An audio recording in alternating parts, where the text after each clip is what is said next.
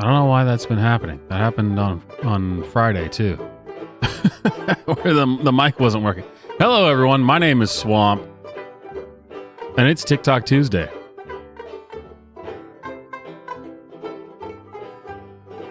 And I came across one of the funniest things I've ever seen on TikTok, which is saying something, obviously. But we won't get into it tonight because it was a trans TikTok. That's not what we're doing tonight. It's one of the rare moments we're not talking about LGBTQ, AI plus, square root, whatever community. Usually that's all we talk about, but you know, I figure since Pride Month is coming up, they get enough airtime. They get enough airtime.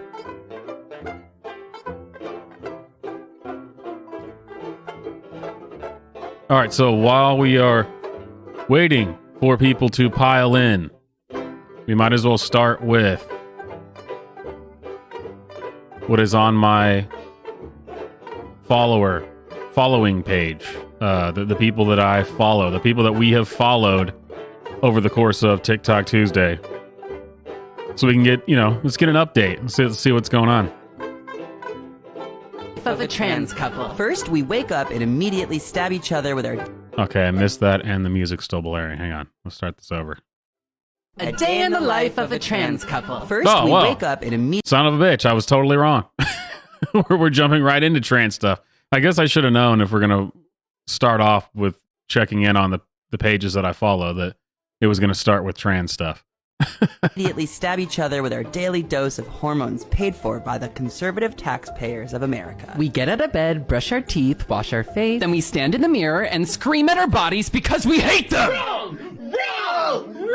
After we get dressed in the clothing of the opposite sex, we make some coffee and breakfast. On the menu today is egg, homemade biscuit, and leftover meat from Ezra's top surgery.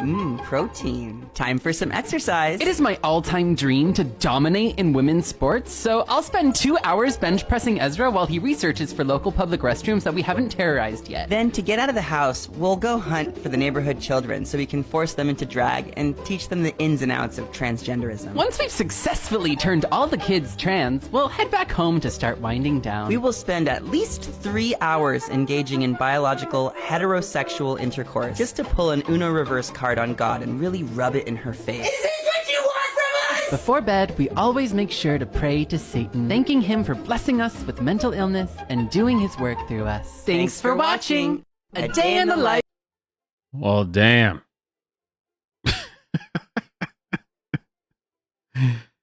I think the most interesting thing about this is the first 4 or 5 things that they show. This person's actually made videos about, but here they are saying that, this is supposed to be, obviously this is a joke.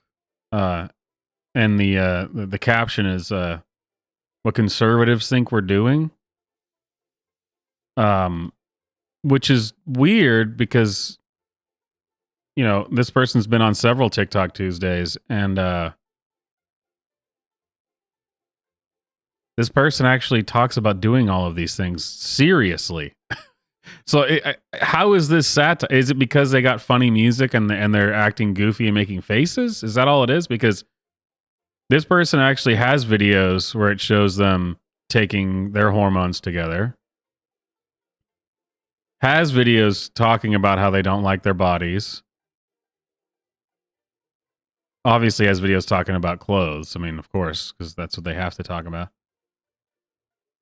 Well, what a strange video. Let's see what else we got. I would love to get an estimate of how many sister missionaries ended up dating each other once they got home from their missions, because I went into my mission in denial, didn't think I was gay. Wait, who is this person? I follow this person? I've forgotten whoever this person is.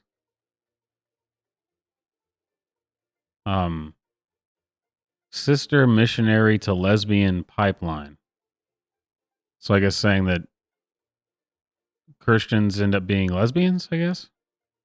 Came back, figured out pretty soon, because I was in love with a former mission companion She loved me. We were dating. It was messy.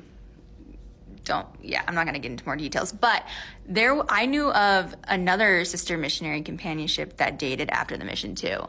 And if it was like two couples just within like my little time in the mission, like I can't. All right, I'm already bored. Get out of here. Oh, hey, it's the Fed psyop to try to get young men to enlist in the military. Hey, you're Finn. Oh God, this you come woman. here often. I'm a lesbian.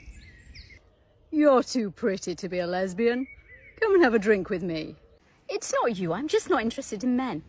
I can change that. Ugh. You just haven't met the right man yet. Don't say it. Don't say it. Don't say it. Don't say it. I've got a boyfriend. Oh, sorry to bother you. Bye. Because sadly, men will respect other men more than a woman's no. Hey, you're... Oh, the cringe. The cringe. Oh, it's brutal. And this woman fancies herself a comedian. If you're a minor and you plan on going to a Pride event this summer, this video's for you. And this is from my personal experience. But do not go flirting with anybody. I get it, there's a lot of attractive, nice people there, and it's hard to find like-minded individuals. But don't flirt with people. A lot of the people you think is around your age are actually older. And not only would you be flirting with an adult... What the fuck is going on here?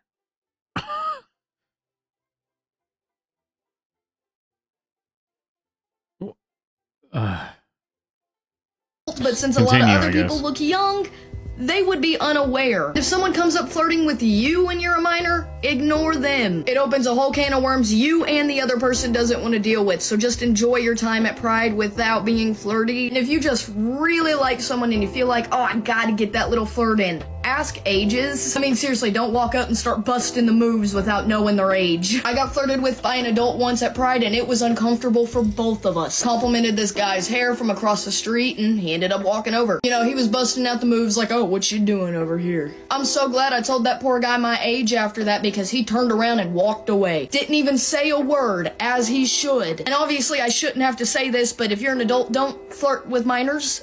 Same thing applies, always ask the age. I know most of this is an incredibly uncomfortable and awkward video. Holy shit.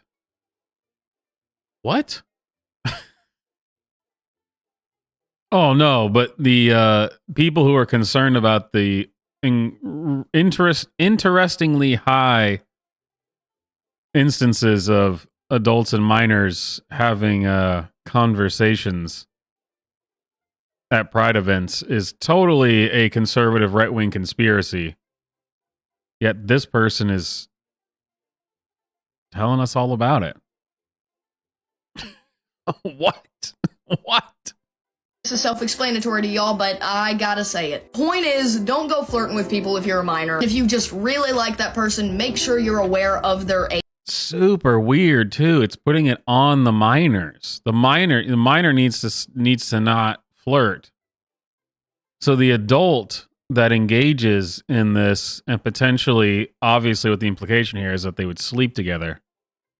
And what a way to start off TikTok Tuesday. I mean, this person's putting it on the minor. The minor shouldn't what? The minor is the one that shouldn't be flirting. This is really bizarre. And you're wearing a Rick and Morty shirt. Get out of here.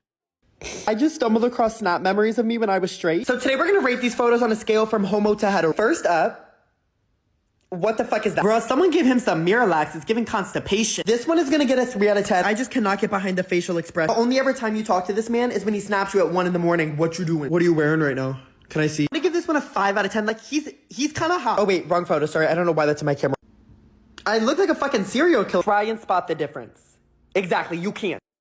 I just stumbled across. It's interesting that this guy thinks he looks incredibly different now versus how he looked when he was quote unquote straight. He looks identical. What? Bitch told me I'm the goat, I said a coochie trend. I got 6 hoes on the floor, I need a coochie plan. I know I'm finna get the cat. I ain't my God, coochie this dance. is gross. You ain't got nowhere to take him, come to coochie land. Bitch told me me I'm the goat, I said a coochie. In case you're not getting what this is labeled 3 weeks post-op. Gross. So I have my dress for the Barbie movie premiere all ready to go. It's fully corseted. What? I had my designer literally make a sculpture of my body with duct tape. So that was a journey. Now the struggle of getting into this.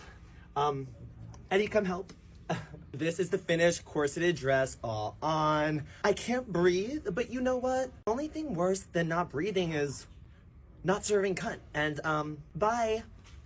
What the fuck? We just know what we're fighting for.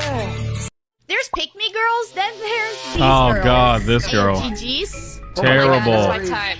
Yeah, hell yeah, baby. Hey, yo! Hey, yo, give me your snap. Oh God.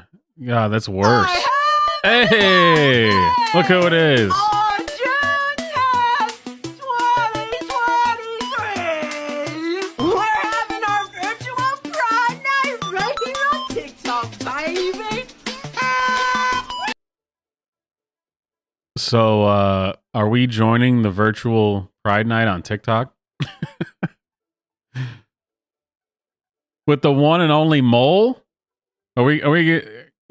Should we check out virtual Pride Night?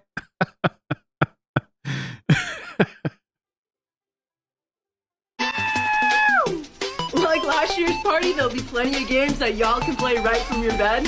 This year's party's gonna be a little bit different. Y'all are just gonna have to wait and see. But I promise, it will be fruity, baby. Yes, sir!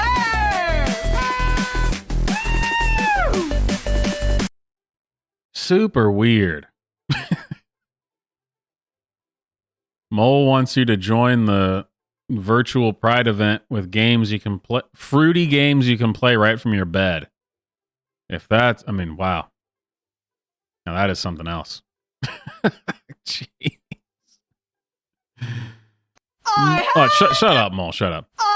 Shut up, Mole. Stop. There we go. Man.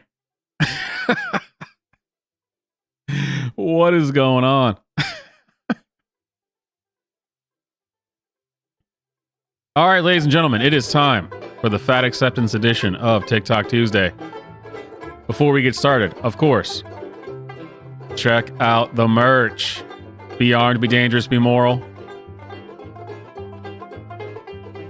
Always relevant information. Of course, Super Chats will activate the Super Chat jukebox.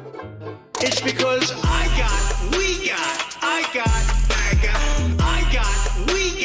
There's something about MAGA country, play it over again. We got, make America great again. And of course, you can always send donations to the Discord if you do not, or the Discord. You can join the Discord or send donations to the PayPal. How about that? I'm already getting mixed up, man. I gotta tell you, I watched a few of these videos from these Fat Acceptance hashtags, and man, it is something else. But you know, it is refreshing to take a night off from LGBTQ and you know, whatever the hell all that stuff is. But I'm sure we will find a significant overlap in the body positivity acceptance movement with the LGBTQ community. I think that's inevitable. So we are going to start off with, all I did was just search Fat Acceptance. So we're starting with video number 1 on the top results of Fat Acceptance. I also have, and this is, the way the browser works for TikTok is weird because it's not supposed to be on a browser, and you're also just not even supposed to really be able to search for anything. They just want to show you stuff, which is why I don't use it on my phone, because it's even more annoying than using it on the computer. But I also have pulled up hashtag Fat Acceptance, hashtag all bodies are good bodies, hashtag fat phobia, hashtag fat positive, hashtag body positivity. And I can tell you, Man, I hope you have. I hope you got some drinks. This is gonna be something else, man. So here we go. Video number 1. When you search for fat acceptance, let's check it out. I ruined my life with food, binge eating, and lack of self-care. This is not what I expected right off the bat. I'm hoping that it's not too late for me this time. This is the end result of thinking that you are untouchable. Okay, so this girl, just her ignorance and arrogance, just pisses me off to my core, but I'm just going to try and keep it together. So she's talking about this girl named Brittany. Her TikTok name was Sick and Tired of Waiting. So she obviously was very overweight, obviously very young, passed away in early January. Phoenix here. I mean, Phoenix, really? Holy rising shit. From the ashes of mediocrity. This is already, wow. I saw some, I already watched some videos from these hashtags, and they were not this depressing. This is already depressing as shit. I don't know where this is going to go. Mediocrity. Dude, like, how many more people need to die? Like, seriously, who are you? You're nobody. You don't know what you're talking about. You don't know what it's like to be overweight. Hey, I never claimed different, lady. I never claimed any different. Being thin, being skinny is not an accomplishment. It's just your genetics. You didn't accomplish some great thing. You know who actually does accomplish things and go through things are people that are overweight. Because not only are you struggling, but you don't fit in society, you don't fit in clothes, you're unhappy, people treat you like shit. I mean, you have to have the fucking resilience of a goddamn piece of titanium to be. What a weird thing to say. I would have said you need to have the strength of a rhino. Of an elephant. You need to be as solid as a hippopotamus. I don't know. There's some good animal fat jokes in there somewhere.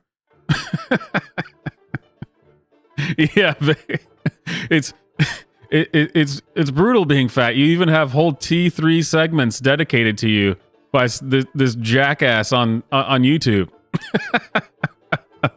Hey, I think this is the first time that we've had a T3 for the fatties. And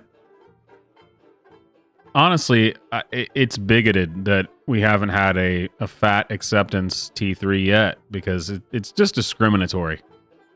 I'm glad we can rectify this. This video is like 3.5 minutes long. What a way to start this off. Overweight, an overweight woman in this world today, okay? So you will never be as strong as someone like me. It's just not happening. You have no idea, and you would never be able to handle. You would. Oh, come on, lady. The irony of come on. Use a different word other than strong. You'll never be as strong as me.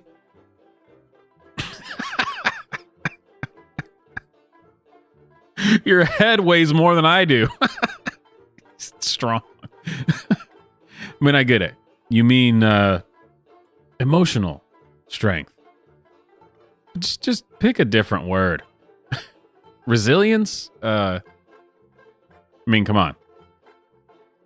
Strength, I just think, is a word you should avoid if you're trying to do the fat acceptance thing. But that's just me. That's just from the point of view of a bigot who is always trying to lose weight and get in better shape. That's my claim to fame for bigotry. Trying to get in shape. Would just crumble up like a ball, unable to endure what society throws in our face, okay?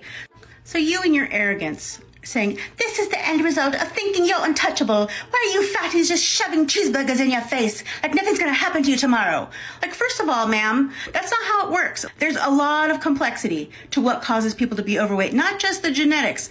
Tons of things that come up in childhood, environment, so many things. It's just beyond complicated to even mention in a little 3-minute TikTok. And it's definitely beyond your scope. So here's a doctor who actually knows what he's talking about. Zip I can't wait to hear this. This is going to be good. What he has to say. Because you can have a set of traits that are beneficial in one environment Oh god, this is TikTok. Look at all this stupid shit on the screen. All right, so the question is, so why are there so many people with this disease in modern day as opposed to earlier times? That's a fair question. Why, if it's just genetics and, you know, what do they, you know, I have, oh, what the hell, do they, you know, like, it's my, I don't know, the glands or something. Well, you know, all that stuff they say. It's just, that's just the way my body is. Well, then why are there so many more fat people now than there ever have been? That's a legit question.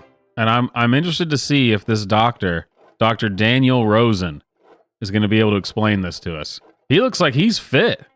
This guy looks fit. But I guess he probably never works out and just eats like a pig. And his genetics just make him fit. That's just how it works. It's all about genetics, man.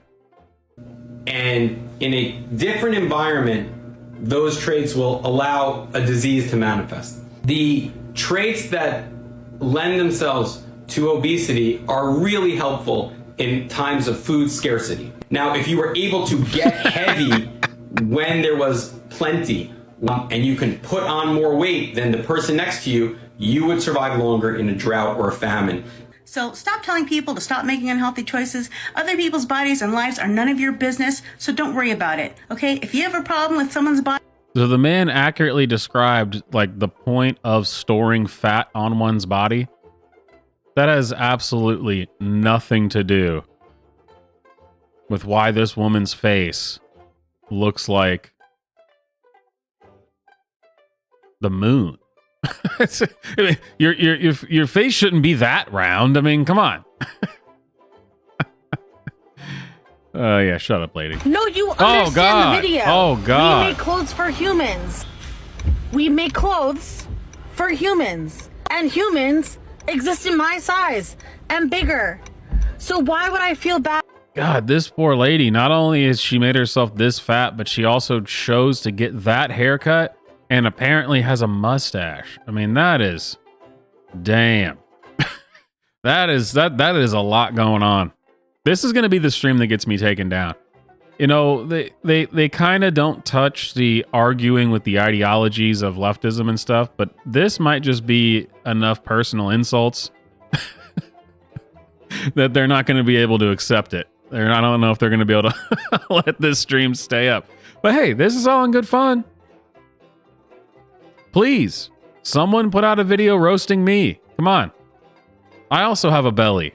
I mean, my belly is the size of maybe one of her what do you call the biceps, you know? I mean, I'm sure her biceps are just huge. My belly is probably smaller than one of her biceps, but I do have a belly. I mean, come on. I am not in shape. By no means I'm not anywhere close to being in shape. But I do only take up one seat in my car when I sit in it. So that's an accomplishment. In my size and bigger. So why would I feel bad about the wrong size being sent to me when I could just put on a different pair of pants? So many people, especially gender marginalized folks, put so much stake on whether clothes fit us and how they fit us. And if something doesn't fit us, we end up in a puddle on the floor of a dressing room. And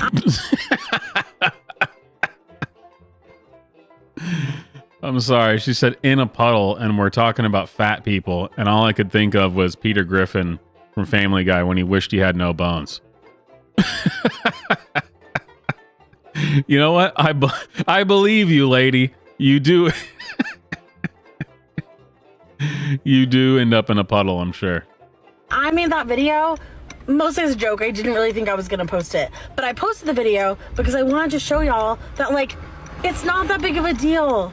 You can have clothes that don't fit you, and it's okay. For the love of God, woman, why is your blinker on? You hear that? It's been going this whole time. You're parked. Turn off. Why is your blinker on? You just get another pair of pants. You can even see it blinking in the top on the on the roof of the car. You can see it blinking. It doesn't have to be the end of the world when a pair of pants doesn't fit you. You can laugh it off and go about your day and get a bigger pair of pants because we make clothes to fit bodies. We don't make bodies to fit clothes. No, you understand the video. We make clothes. And you know what? She's one of those fatties that just by looking at her just in general, you know, from what you can see of her bone structure, her skin's actually pretty clear. Her eyes are not so bad, you know. If she wasn't this fat, she'd probably actually be mildly attractive. Which is the worst thing you can say to a fat person, is what I've learned from fat activists on the internet. What I eat in a day as a fat person that doesn't diet or focus on weight loss. Egg and ketchup burrito. What? I just almost threw up. Egg and ketchup burrito? What? Look at that. What it? No.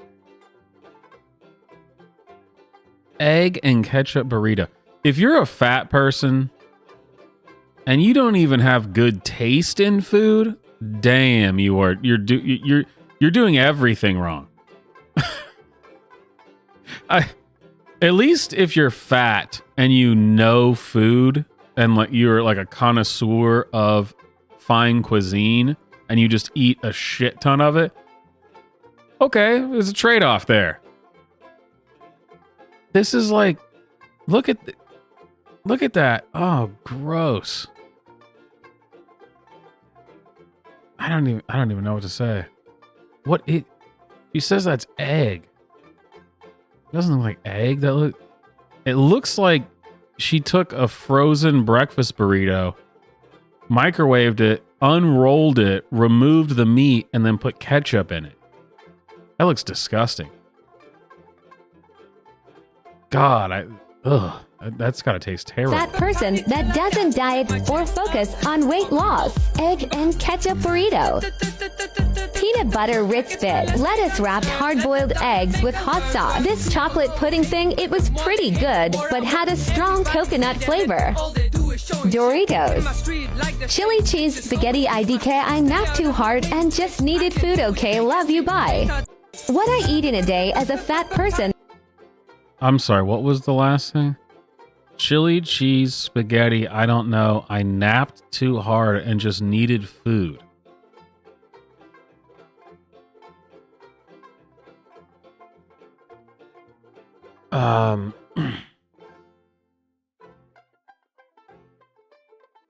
So taking a nap can make you hungry. And what's a chili cheese spaghetti? Have I just been thinking about this all wrong, assuming that most people who are fat, at the very least, have good taste in food because they eat a lot of it? Are they fat because they don't have good taste in food? Is that what it is? Is it because they just take the shredded cheese bag that they get from the store, some spaghetti noodles, and they have a can of chili and they just mix it all together? That's gross. That can't even taste good.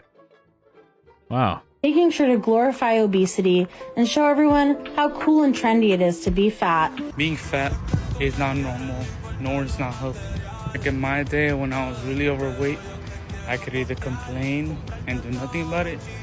Oh, we got a guy who's actually wanting to be healthy. Well, that's boring. What are you, a bigot? Get out of here. Oh, Jesus.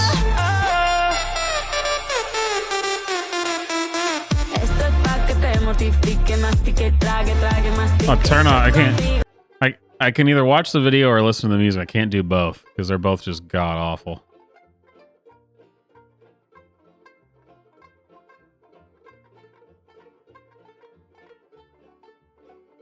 Off to the cinema. Fat person actively losing weight. Here's what I eat in a day unrestricted on vacation. Breakfast was a McDonald's sausage and cheese biscuit and a Major Melon Mountain Dew. Next are gourmet cupcakes from a shop that won an episode of Cupcake Wars. I ate 3, then I went to this magical place, drank half of a Corona Extra, sucked on a slice of lime, and I got mad and tried to destroy the planet by causing a tsunami. It didn't work, god damn it. That's okay because God made mozzarella sticks. I had 3, then I had 2 slices of pizza. Ow, hot yum. Double cheeseburger, fries, and a large Pepsi. That's all I had for the entire day. Don't be mad if I'm skinnier than you tomorrow. I'm a fat person. Oh my God. The very first thing, the breakfast alone, I wouldn't be able to eat for the rest of the day. Sausage, cheese, biscuit, and then 2, 4, 6 cupcakes? Oh, God. This is what I eat in like 2 weeks.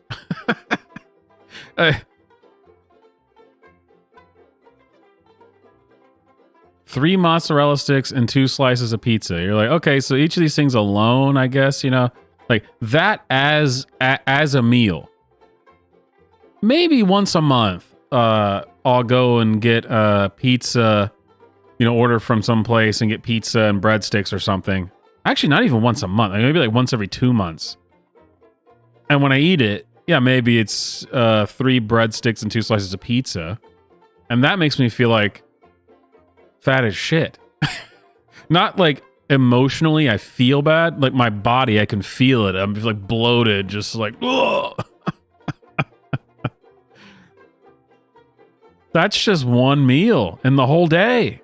Damn. There's nothing wrong with my body. Fat is not a dirty word. If my body tells me something, I will make sure it is heard. If my body is a vessel, I will give it what it needs. I will not betray my body, no matter what they think of me. There's nothing wrong with my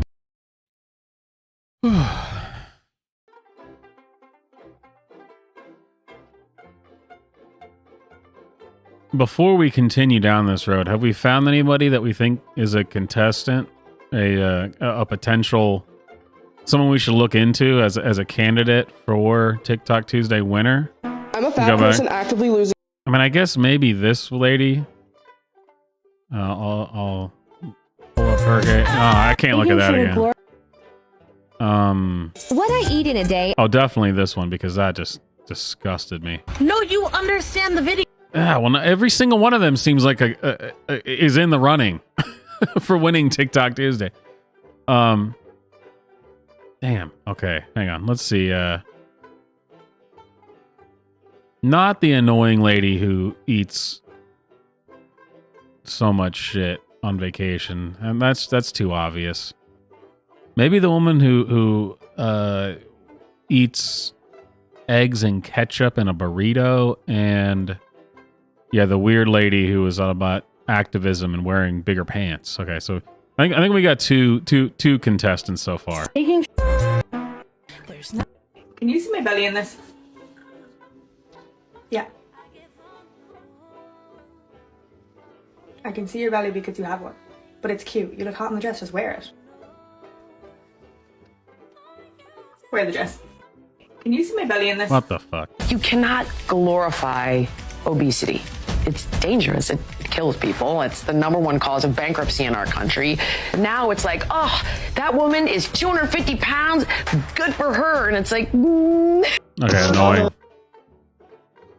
It's a chubby girl summer. Okay, well, why is it not playing? Swallow that bikini like a G-string. She's 200 pounds. This may be an unpopular opinion, but I really hate curvy wife dudes. Like their whole motto is, whoa, I bang a fat girl forever. Stop using your fat wife for clout. And also in the song, you really didn't have to go giant text. She's 200 pounds. Yeah, we can see she's fat. It's fine. Swallow that bikini like a G-string. She's 200 pounds. This may be an You know, you just can't win when it comes to fat ladies. Even the guys who like fat ladies, the fat ladies know they shouldn't be fat, so they don't like the guys that like fat ladies. You just can't win for losing when it comes to the fat ladies. Wait, the gaining weight journey? Wait, is this the starting point?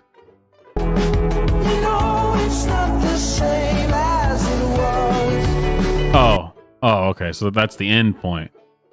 Wow, you were actually human-sized once. Here you just kind of like you're pregnant, maybe. Wow. Oh, God. God, I can't stand this music that everyone uses. Here, my hot take on plus size travel. Nope. Oh, a guy just ripping on somebody. Hey, brother, this is my stream. I'm ripping on the fat ladies today. What I eat in a day as a big fat fatty that forces skinny people to be fat just by big ol' smoothie. Risotto from McDonald's. 19 pieces of pizza from McDonald's. 50 root beers BC. I've never heard of water. Deep fried tofu. Pad thai with fake veggies and tofu from McDonald's. Some spicy fried rice also from McDonald's. Tempura green beans. So, I mean, obviously, trying to be funny. But this is what this person eats in a day. It's like they think that if it's not from McDonald's, then it's healthy, apparently. If you eat this in a day, okay, whatever this is, I mean, that is huge. Damn. And then this is risotto. Probably the same. Oh, risotto with... Hey, just because pizza is fancy pizza doesn't mean it's good for you.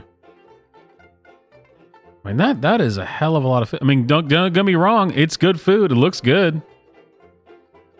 But you're cramming a week's worth of meals into one day. I mean, Jesus Christ. Just because the food is technically good food doesn't mean it's good for you to eat it all at once. What I eat in a day is a fat... Man, this lady is all over this.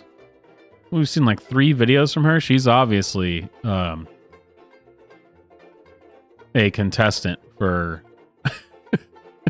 TikTok Tuesday. Yeah, this is the same lady that ate the egg and ketchup burrito. How does she know what good food is, but then eat an egg and ketchup burrito? A person that doesn't die or focus on weight loss. Tofu scramble and a tortilla.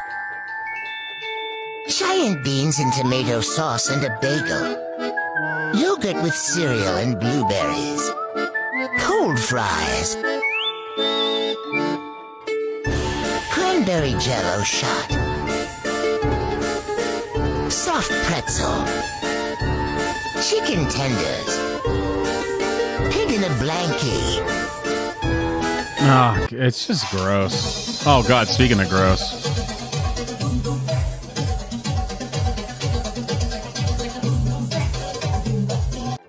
Oh God, okay. Being fat is a choice, in quotes. So someone says being fat is a choice.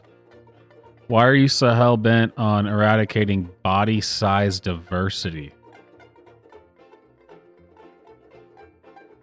You know, I honestly didn't think I would hear anything crazier than the rhetoric that comes from the trans community. But this sentence might do it. You know, trans people talk about the trans genocide. This might actually beat that rhetoric. Why are you so hell-bent on eradicating body size diversity? That is a whole lot of crazy in one sentence. Holy shit.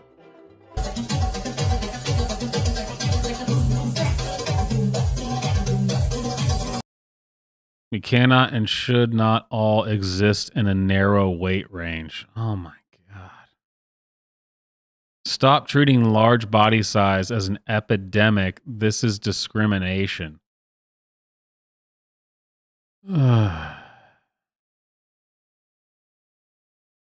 You know, this actually is the byproduct of the civil rights movement. And what I mean by that is that they took something that made sense. All right, someone's black. That's something that is an immutable characteristic. You are black. Don't judge a person because they're black. And they've extrapolated the argument that won that debate, the civil rights debate, and have just extrapolated that onto things that make no sense. Like, I'm a mentally ill person. I think that I'm the opposite gender. That's discrimination. You have to accept me. It's like, I mean, they've modeled everything based off the civil rights movement. All the LGBTQ stuff and now this fat thing. It's the same. They're modeling it off of that argument. But the civil rights argument actually makes sense and is logical. But they clearly don't understand why it makes sense. They just know that people accepted it. You know what I mean? Maybe I don't make sense, but that's the truth, you guys. Deal with it. It never fails that anytime I talk about my eating disorder or all the things I used to do to lose weight, at least one person will pop their head out of the ground just to say, you know, you can lose weight in a healthy way. It doesn't need to be so extreme. And I don't know how else to explain that for me and for many, many other people, that is simply untrue. Because the second I start ignoring my body's cues, it's over. The instant my body tells me it is hungry and I choose either not to feed it or to underfeed it, which is what a calorie deficit is. Yeah, man. It's fat genocide. You're telling me that if my body tells me it's hungry, I should regulate what I eat? If that's not bigotry, I don't know what is.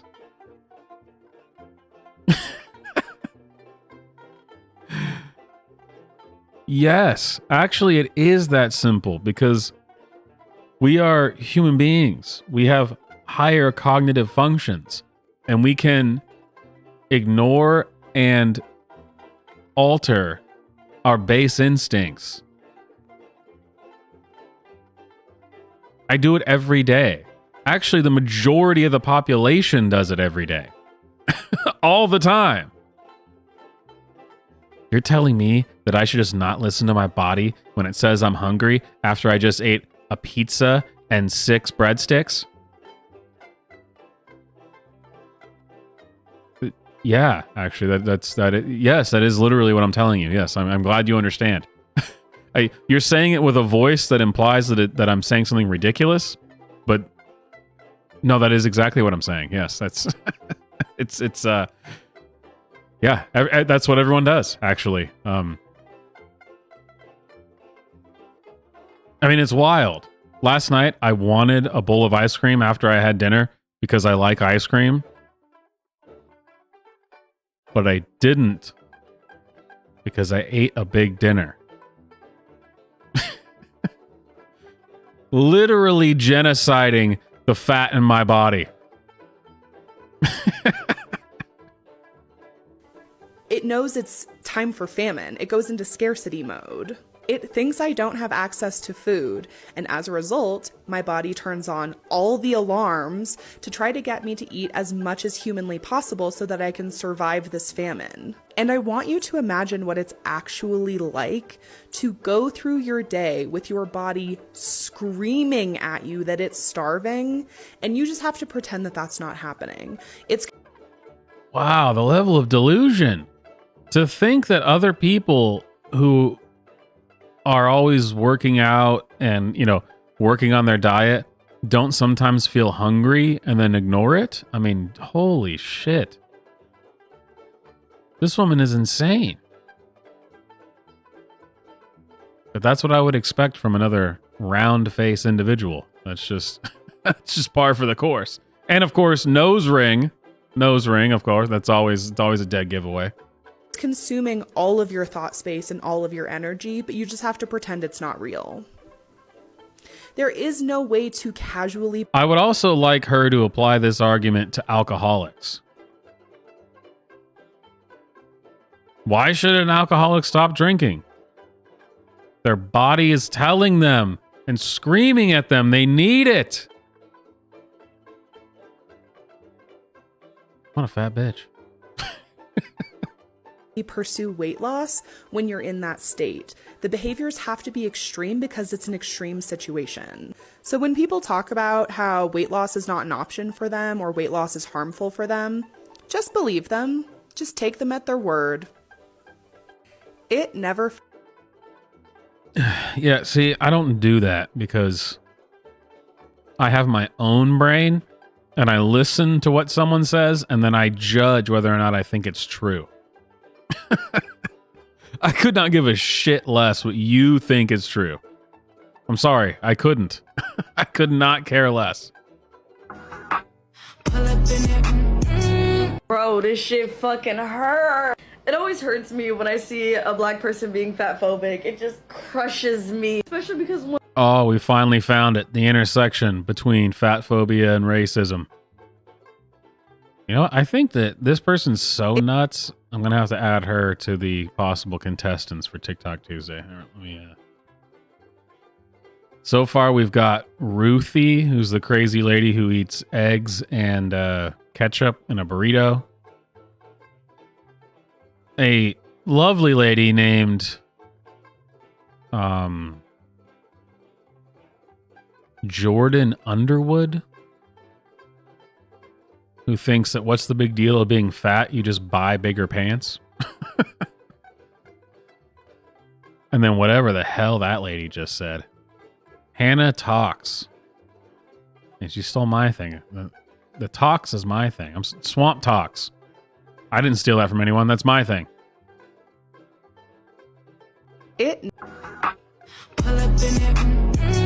Bro, this shit fucking hurt. It always hurts me when I see a black person being fat phobic. It just crushes me. Especially because one of the origins of fat phobia was literally racism. Prior to the Atlantic slave trade, Europeans actually found plushy, chubby to fat women extremely desirable and as a sign of health, whereas people who were thinner were sick and weird, specifically ugly. But during the Atlantic slave trade, many Europeans realized that many African enslaved folk shared similar proportionate chubby to fat sizes that they considered desirable, specifically black women. So in a desperate attempt to essentially perpetuate racial inferiority, they decided to just switch up the whole narrative and use science to back it up. This is what I mean when I say it's never been about health. Also, I'm reading this book called Fearing the Black Body, where Sabrina Strings goes into detail about this, using multiple historical references. It's really good. I beg, please. I cannot stand all of this appeal to perceived authority that goes on nowadays. It never even occurred to this woman that all the articles she read on Huffington Post and this book that she read from, you know, a Ibram X. Kendi type, that maybe it's full of shit. She never even once considered it. She just read it, whether it was from Vox or The Root or Huffington Post, and just read it and was like, oh my gosh, I can't believe this is real. Now I've just learned so much. It's what I just said earlier. I don't ever assume that what someone is telling me is truth. I use my own judgment, and if I feel the need, I'll look it up. I'm not just going to... Well, I read it on the internet, you guys. I read it on... I read it on the internet. Have you not read the internet? Everything on there is real. We didn't go to the moon, and Finland isn't real. Who is fat enough to consider themselves fat? That's a question that I get asked a lot on TikTok. No one asked that. No one ever asked her that, bro. Who's fat enough to be fat? I don't know, man. Either you're... I hate this guy for a whole host of other reasons than I hate these fat TikTokers. Go away. I'm the hottest, you ain't never gotta heat me up. I'm prison when I'm... Ugh, stupid music. Ah. Wow, this is what activism looks like, you guys. Taking skinny characters and then drawing them to be fat. Wow. This is This is activism.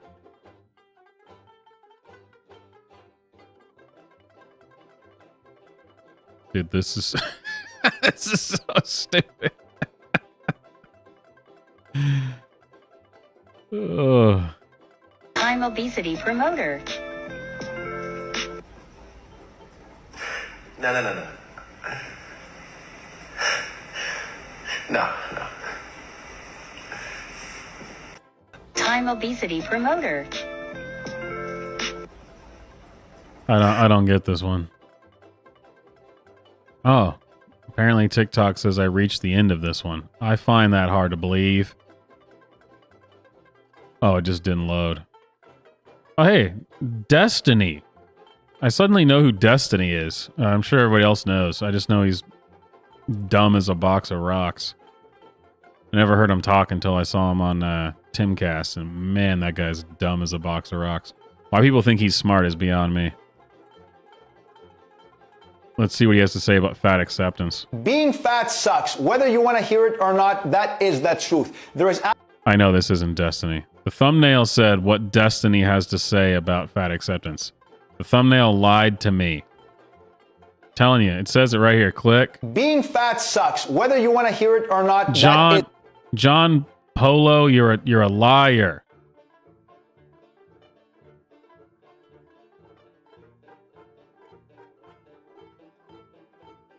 I want to see what Destiny has to say about fat acceptance.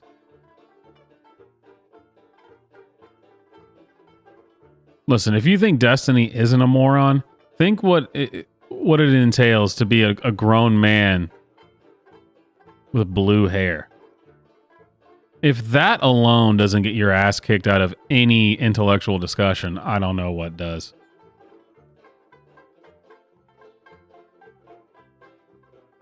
Oh, now it's gone. That thumbnail is... Oh, no, here it is. Okay. Every time I click on it, it just shows this weird guy.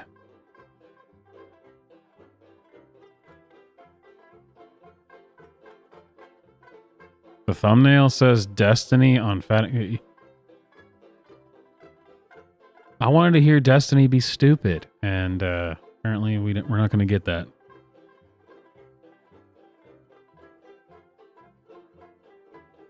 Oh, well. We all know he's stupid. All right, let's go to hashtag fatphobia. Dun, dun, dun. The only thing that was worse than the worst terrorist attack in American history, known as January 6th, fat phobia. And the need to use fat as an insult. There, start this over. I think as a society we have progressed beyond the need to use fat as an insult. It's a fucking adjective. I don't know what people expect the reaction to be when you call someone fat. Like, they say it like they're driving a spear through your fucking heart. You're fat. Yes? Congratulations on having eyeballs, bitch. I was in this body before you saw it. What do you think I'm doing? Man, this is actually hilarious. And I can't say any of the jokes I want to say because of her accent. But to actually address the point, this is hilarious. Listen. Like, they say it like they're driving a spear through your fucking heart. You're fat. Yeah. No. She is inadvertently letting us know how she feels about this. No one says it like, you're fat. They just go, you are fat. The fact that when someone calls you fat or says that you're fat, you see it as a spear through your heart. That says a lot about you. And how much you want to bet? Guaranteed. Everything she's talking about is from comments on TikTok. So she's never even heard anyone actually say it to her face. She's telling you how she feels when she hears it. That's a you problem. Apu. I mean, I kind of have OCD. Jesus, it's loud. I mean, Before I show you guys these clips, I just need to make it very clear that these videos are extremely triggering, they're violent, and they're disgusting, so this is your warning. Ideally, they have titties that protrude further than their big belly. Right, we hope. If not, they need to be shot in the head like cattle. Love for a guy in full samurai armor and a katana just to dissect them. Right over the navel. And then if they could stay alive long enough for you just to tit fuck them and mouth fuck them, and then they perish from this earth. Jesus. That's all. Man, what year is this from? This is typical edgy boy humor from YouTube. Man, that was like, what, 5 years on YouTube when that's all edgy guy humor like that? But I guess this fat lady is going to explain to us that it's super duper cereal. This is super duper cereal, you guys. He's not doing stupid, offensive humor. He legitimately means this. This is legitimately what he wants to do to fat women. All you need, because the bottom half of a fat girl, is there anything more worthless? If you guys know me, you know that I'm rarely at a loss for words. But this really did it for me. This is so fucked up, and I'm asking you guys to please go and report their video. Yeah, we all know the edgy boy comedian podcasts that were popular on YouTube. We all know that 99% of it was worthless and stupid. But grow up, lady. Just don't watch it. Just go eat 3 pizzas and a Big Mac and cry about it alone somewhere instead of, well, here I am, son of a bitch, doing the edgy boy humor that she hates.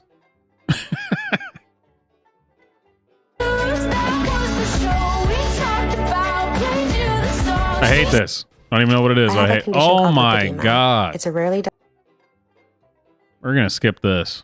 Let's play a game. It's called Do You Recognize These People? This is Big Pun, may he rest in peace, and this is Fat Joe. 2 people who were not skinny, even named themselves after their weight, and were still talked about for their talent as opposed to their weight. You recognize this person? Christopher Wallace, aka Biggie Smalls. Another person, literally named behind their size, regarded as a hip-hop legend. And people still weren't crying out about how worried they were about his health because of his weight. You recognize this person? It's Ricky Rose. Talented, also not skinny. Even though he's getting there, his weight is still not the center of a discussion. He is, in fact, losing weight while selling Americans fast food. The health nuts are not on his ass yet. Y'all are young, you might not recognize him, but this is Fat Man Scoop, named after his name. If you ever want to lose in a crump battle, please challenge me. He's the man responsible, incredibly talented, and respected for being incredibly talented. So why is it that when we are blessed to see this beautiful woman, y'all ignore the incredible talent and become so-called health advocates? Y'all are full of it. Let's play. The internet is weird, man. People can just make up arguments. So people become health advocates when they see Lizzo. I don't think that's at all the argument. The argument is that she says that everyone is like, you're healthy if you're fat. I don't think Fat Mike, Biggie Smalls, I actually don't even know. I'm just naming Fat Mike. She didn't name Fat Mike. Fat Mike's, from NoFX, but I don't even know who most of these fat guys are. I know Biggie Smalls. I guess is it Rick Ross? But I don't think their whole message and their whole point of making music and doing stuff was, look at me, I'm a fat bastard. You should be fat too. Fat is healthy, big and beautiful. Pretty sure they were just overweight dudes who were doing things. That's not what Lizzo's doing. And first of all, to call Lizzo talented is a stretch. I didn't even mean for that to be a pun, but it kind of ended up being one. But all of that kind of crap, garbage pop music is just absolute trash. Like almost every single one of these people except for Biggie Smalls. Biggie Smalls had some cool stuff. I will admit that. I'm a Biggie fan. I don't think any of those people made it about being fat. And she's saying because their names, that is not the same. I don't think Biggie Smalls was ever rapping about how, man, this is how many meals I eat in a day. 67 Big Macs and, McFlurries and 18 pizzas and...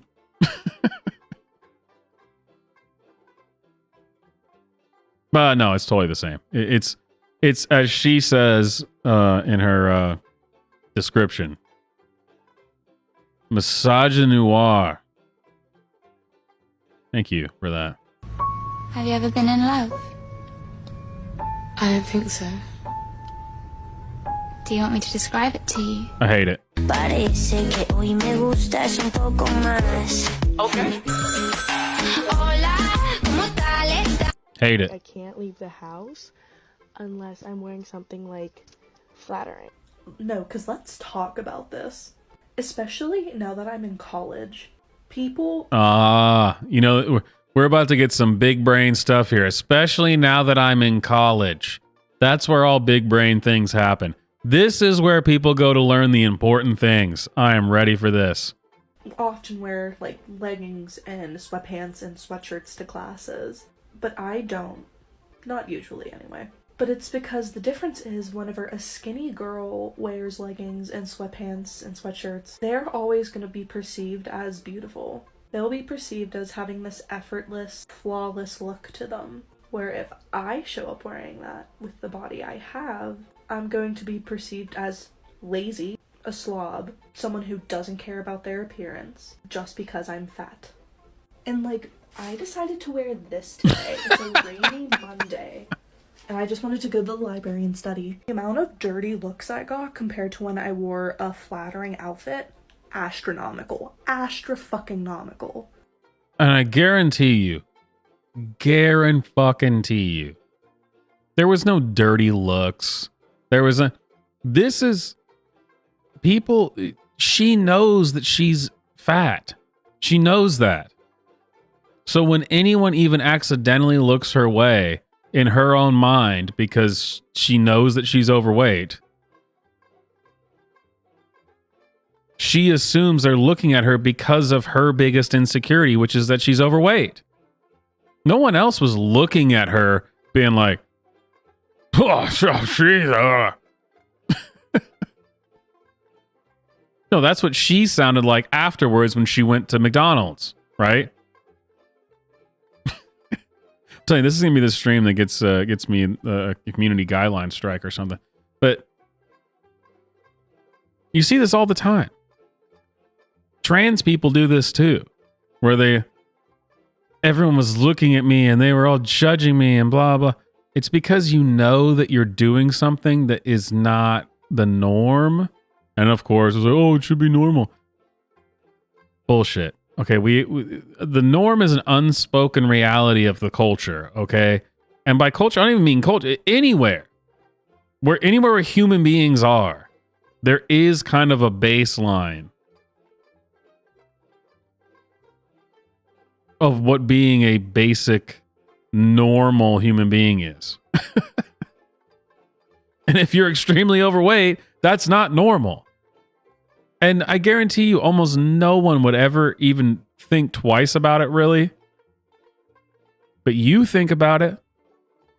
And so you put that on everyone else instead of on yourself. Take a look in the mirror. Well, I guess if you did that, then you wouldn't be this fat. It's a problem that would fix itself. But you know what I mean? Where they, people perceive me as blah, blah, blah. Is it true? Because I guarantee you, no one did anything to indicate to you that they thought that about you, but you felt that way. You did, not because of other people, because of yourself. That's just I mean, come on. Maybe because that's what's true.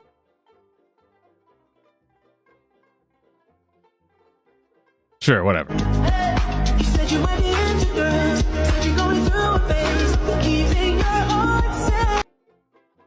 Man, this just happened in real time. Is she talking about me? Oh no, it says thin. Oh, but a thin white man really just used my content, mansplained how to dress my body, and gained 100. Okay, well, it definitely isn't about me. Off of me. LOL. Okay, over it.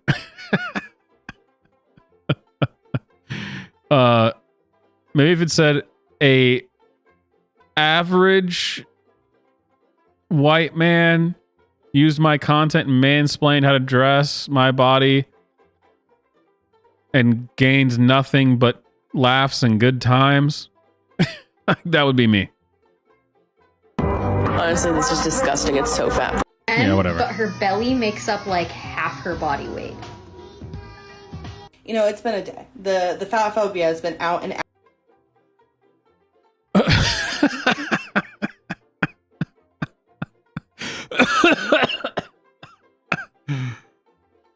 Oh.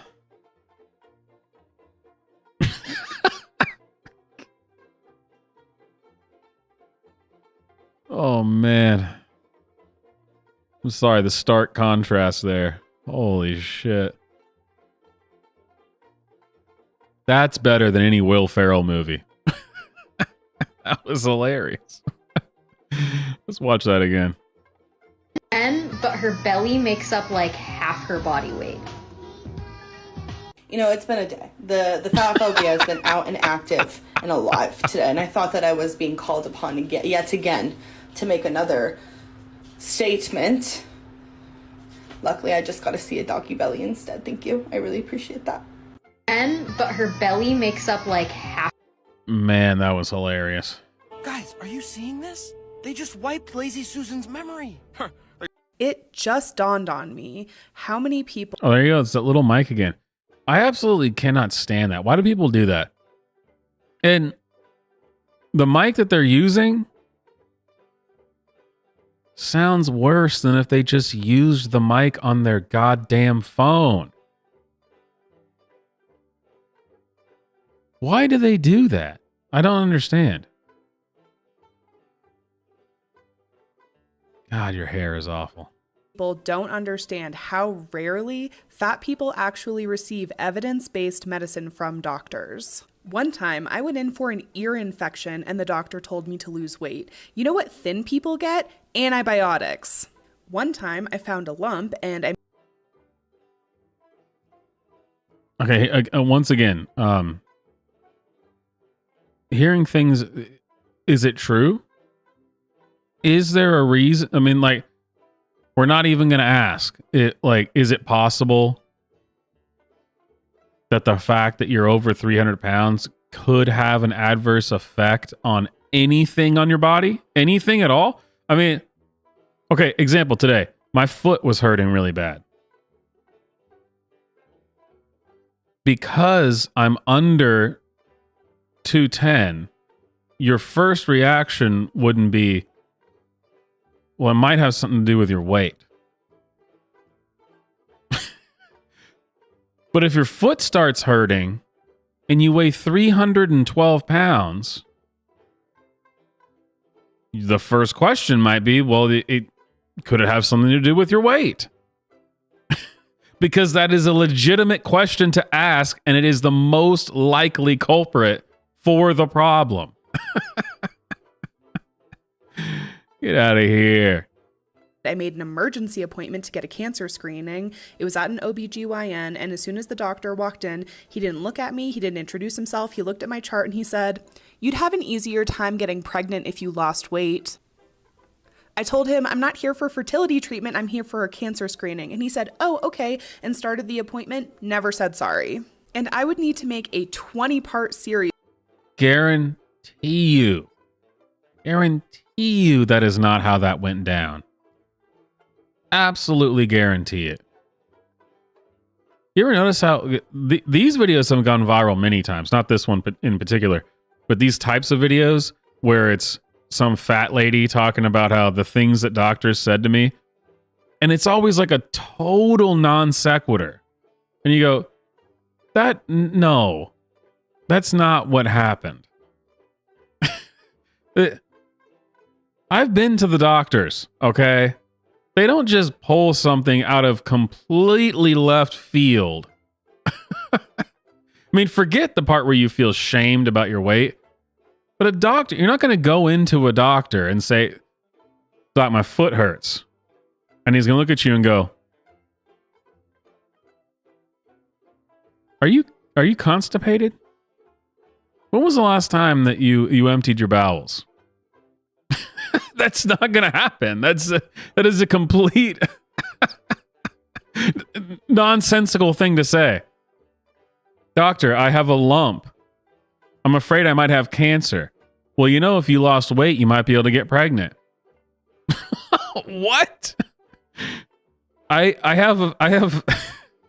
have a sneaking suspicion you're leaving out a lot of information here, or you're fabricating this entire interaction. Either way, you're guaranteed to be a liar. For the saga I went through last year when I needed spinal surgery for a lifelong spinal defect that had nothing to do with my weight. And this is the norm. It's typical for this to happen. It just dawned on me how many people don't understand how rarely fat people actually receive evidence-based medicine from doctors. One time, I went in for an ear infection. First of all, I guess last of all, since this video is over now, what exactly does she mean evidence-based, from a doctor? Because when you talk to a doctor, you're going to tell him what the problem is, and then he's going to tell you what he thinks the culprit is. Like what's the issue? What's causing the issue? You don't tell the doctor a problem, and then he goes, "Okay, hang on," and he spins around on his little spinny chair when he's sitting there to a desk, and he pulls out 16 textbooks and goes, "Here's the things that I learned in medical school. Here's the evidence for what I'm about to tell you. And just so you know, based on..." No. You're there for his expertise. If you say, "Doc, my foot hurts, my ankle hurts," and he says, "Have you considered the fact that you're 350 pounds? That is an evidence-based discussion. I'd be interested to hear any of the problems this woman has that can't evidentially be connected to the fact that you're incredibly overweight. Any problems that she has, other than that god-awful hair, because I think she'd have that hair regardless of what she weighed. Chamacas, este es un recordatorio de que la belleza no tiene nada que ver con el peso. Como persona gorda no puedo explicar esa cantidad de... You know you cannot hide your fat body behind all that makeup that you're putting on. Instead, go to the gym.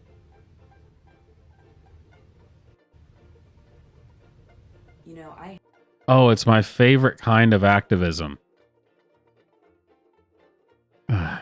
Feminists showing off their ugly bodies.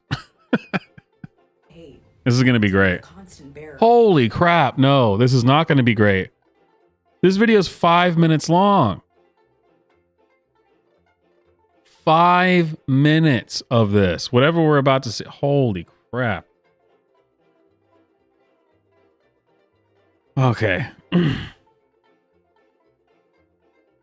This woman might... We haven't even watched any of this. I think this woman might have just won her spot in the last spot for the contestant for TikTok Tuesday.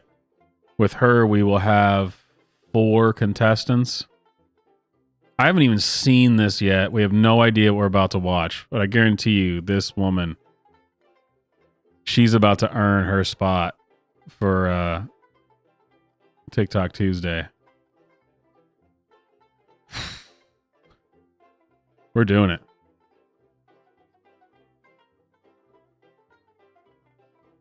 Let me turn the music all the way off. It's just in the focus. Learn something, you guys. This is 5 minutes long. Here we go. Pour yourself a drink or two, because I think we're in for it. This is going to be great. Bad news. But he's right. I've seen bro get attacked on the For You page over the last couple days, and him and I, we are actually very similar. Oh man, she's even gonna try to be funny while she does it. Oh my god, this is gonna be painful. All right, I got. She's gonna try to be funny about it because he said makeup won't cover up the fact that you're fat. Oh, this. All right, we can do this. Here we go.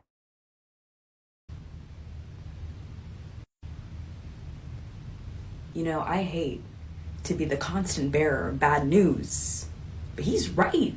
I've seen bro get attacked on the For You page over the last couple days, and him and I, we are actually very similar. So I wanted to actually translate a little bit more about what he's saying in his very iconic video. A lot of people go to the gym to improve their own lives, but today we're going to be talking about a whole separate group of people that go to the gym. The people that go to the gym to improve other people's lives. Everybody goes to the gym for one reason, and one reason alone, and that's to lose weight. And why do people want to lose weight? Because if you don't have a flat stomach, like myself, you can kiss self-confidence goodbye. Which brings us to the topic of makeup at the gym. Personally, when I see anyone with a full beat at the gym, I go up to them and say, wow, I really love your blush placement, but you're still 5 pounds overweight though. And like, people are so sensitive these days because I'm literally doing that for her health. I'm doing that so she doesn't get diabetes. I'm doing that so she doesn't get high blood pressure. I'm doing it for her mental health too. Does it make me angry that women can feel self-confident without going to the gym? Yes, absolutely. And you might think that everybody is calling you pretty, but they're not, because you're not adhering to a beauty standard that's completely unrealistic and is only achievable through genetics, plastic surgery, or developing an eating disorder. And I mean, take it from me, look at my body.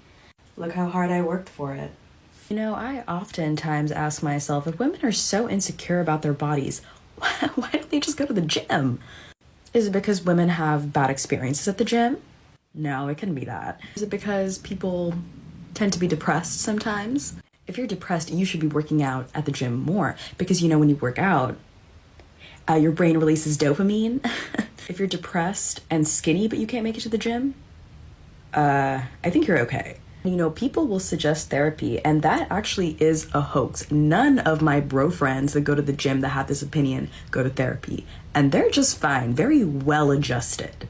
Doing any type of internal work with a therapist is useless, because having rippling muscles is the only thing anyone really cares about. You know, people say that going to the gym and therapy is very healthy, but I completely disagree. You don't have to talk about your feelings when you go to the gym.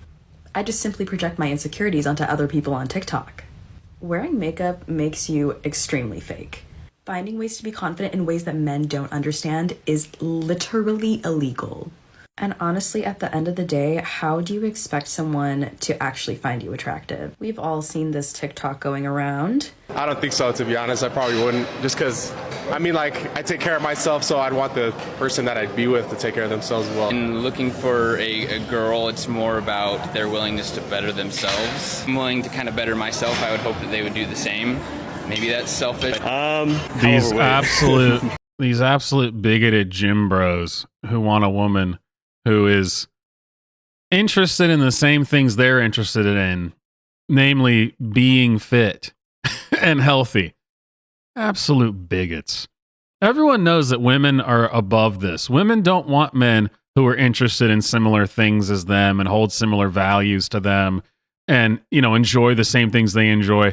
That is a purely male, bigoted, misogynistic point of view.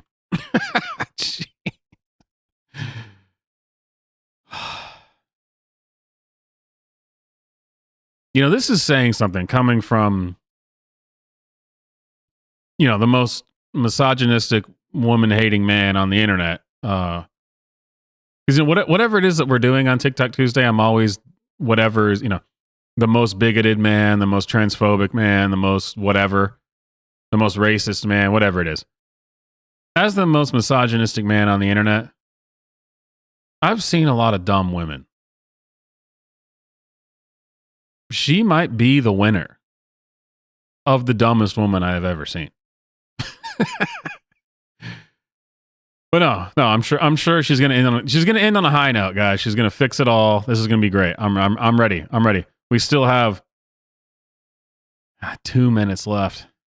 This is 5 minutes is an eternity in TikTok time. God, I don't like the way that hit my ear. TikTok time.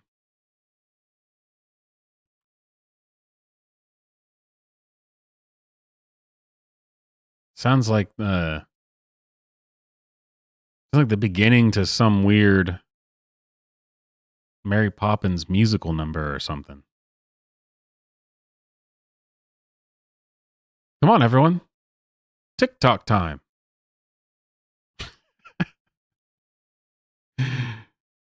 Sorry. What were we doing? No, probably not. Can I ask why? Yeah. I guess it mostly because I put so much work into myself, and if I don't see that being replicated in them, I'm just not interested. No, absolutely not. Can I ask why? Just not my thing. No hate or anything, but personally, just not a vibe with that. Everybody knows that the only way to grow as a person is to go to the gym and be in shape. Go to the gym, build your self-confidence, that you don't need all that powder on your face.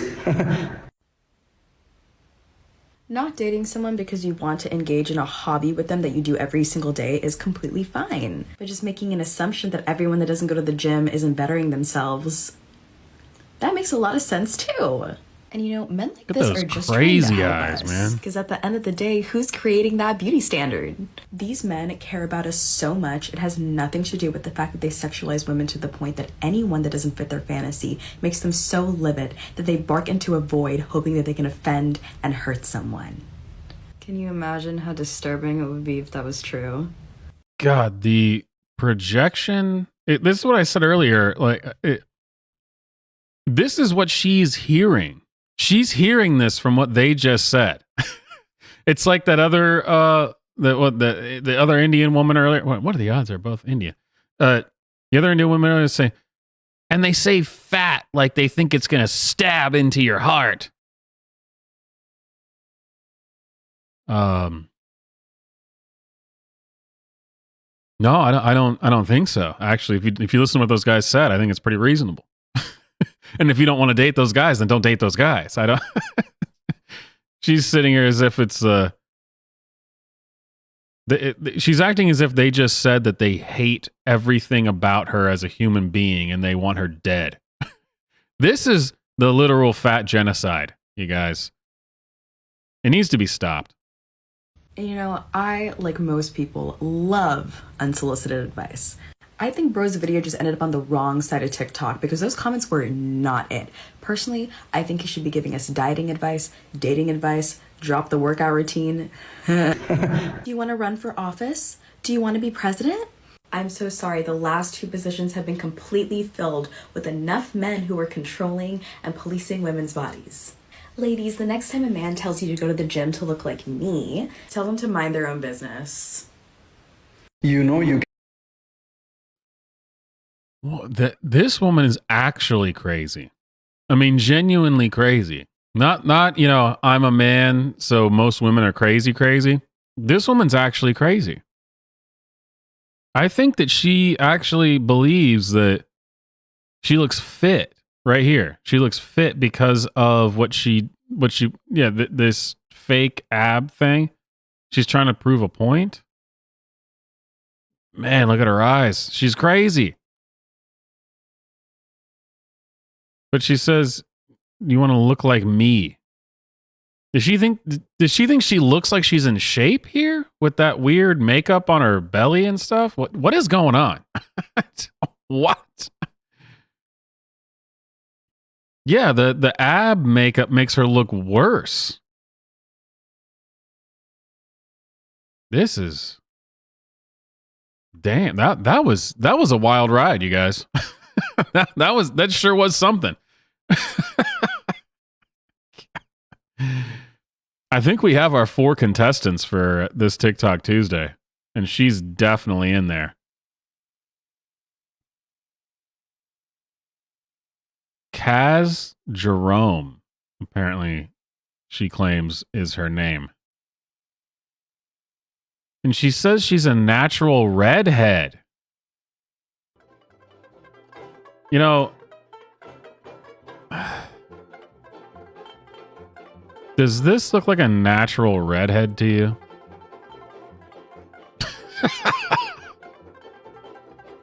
Is that genetically possible?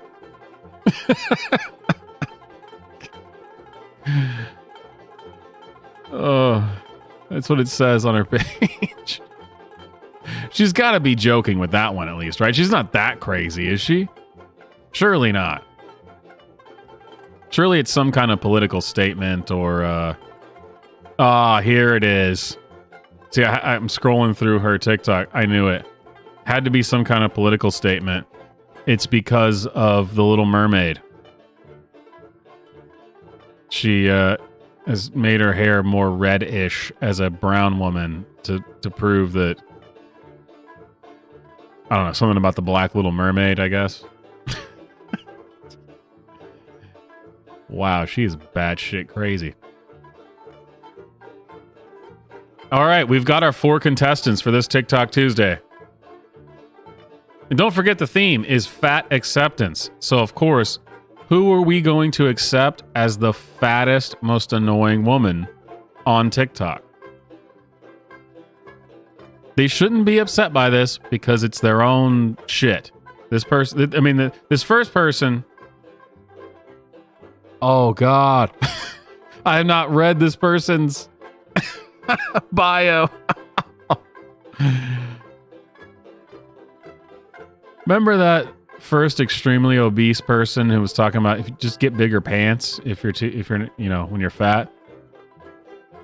And I made fun of her by saying, "Oh, and she's got a mustache."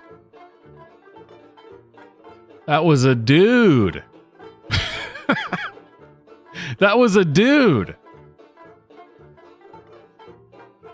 This person is a transsexual model and fat activist, according to their own bio. Man, that's hilarious. I will say that when you get up to over 300 pounds, 350, it is more difficult to tell the gender when all the characteristics that would tell you are, they're hidden. That's just a fact. So yeah, there's a cheat code for all the trans people out there is just get really fat and then people are not going to really know. That's hilarious because I made the joke that this fat lady's got a mustache. A bad haircut and a mustache. I should have known that meant that he was trans. All right, so first contestant, Jordan Underwood, transsexual model and fat activist. Take it away, Jordan. It's really interesting to me how comfortable thin folks feel universalizing their experiences with diet and exercise. Like, just because this is your experience doesn't mean it's true. And if you knew any God, I am slipping. How did I not know? I mean, there's the mustache, there's the goddamn chest hair. How did I not know? It's because I'm such a bigot, I wasn't assuming this was a person to begin with, I guess, is the argument that we would hear. fat people, you might realize that. It's really interesting to me how comfortable I don't even understand what you're talking about. Universalizing their experiences with diet and exercise. Like, just because this is your experience doesn't mean it's true. And if you knew any fat people, you might realize that. Oh, Jordan is saying that when thin people tell you could just diet and exercise to not be fat, Jordan's saying, how do you know that? How do you know? How do you know? Because I've done it. And you clearly haven't. That would be the main reason. Thank you, Jordan. Thank you. Contrary to what the 12-year-olds in my comments are saying, accessibility tools are for people who need them. Wheelchairs are not just for people who are paralyzed. They are also for ambulatory users. They're for pregnant people. They're for people who can't walk far distances. They're for anyone who needs them. It doesn't matter if you think a wheelchair user is only using the wheelchair because they are disabled by their fatness. You said it. They're disabled, so they need it, so they're going to use it, right? People who need accessibility tools are going to use them because that's what they're there for. Able-bodied fat people don't go around using wheelchairs. You know what? Able-bodied fat people don't go around using wheelchairs because that's an oxymoron. An able-bodied fat person? And I don't mean someone who's overweight. I'm not talking about just someone who's overweight. I'm talking about this. This right here that we're looking at. There is no such thing as a person who's a Snorlax who's able-bodied. So why are you wasting my time with this, Jordan? What a ridiculous thing to say. Dude, her hand or his hand. I'm actually not even sure anymore. Is this actually a woman who? You guys remember the one of the TikTok Tuesdays where we saw the people who were using mascara to give themselves fake mustaches because it affirmed their gender identity or whatever? The women who were doing that. I'm not entirely sure that's not what we're looking at here. That this is actually a fat lady who wants to be a trans model, so is pretending to be an effeminate man and using a mascara brush or whatever on her upper lip to make a mustache. They've made the world needlessly complicated. I think that it's really scary for thin people to realize that you can do everything right and still be fat. First of all, it is actually 100% not possible. And I can say this with 100% confidence. It is 100% impossible that you could be doing everything that you need to do and still be this fat. It's impossible. It is actually impossible. Now, when they talk about, I've got a thyroid condition and I just have these things. Well, sure, that exists. It is much harder for some people to lose weight than others. But you're not going to be this big. That's not. No, that you are well outside the other end of the bell curve here. Okay. You're not doing any of the things you should be doing. So to compare yourself to someone who is actually doing all the right things and is still, 40, 50 pounds overweight, and they have, their body does actually, because those are real things. Your body actually, people's bodies are different. Not this different, though. They are not this different, okay? That's like saying, you try your best, but you can never get past, I don't know, 200 and change, 240, 250, and there can be actual medical reasons for that. That's not the same as being Snorlax. That's not the same, okay? That is nowhere near the same. They always try to do that. Well, some people try to work out and they don't lose weight. Okay. Do you? Do you work out? Oh, that's totally irrelevant. You can go to your PE classes, you can do sports, you can eat right, you can, I don't know, you can do all the things and still be a fat person as an adult or as a kid. Bodies are like really, really complex, and I think especially for oh my God, like you're totally like right person, about that. It's really easy to assume that your experience with your body is the rule. And the reality is that there is no rule.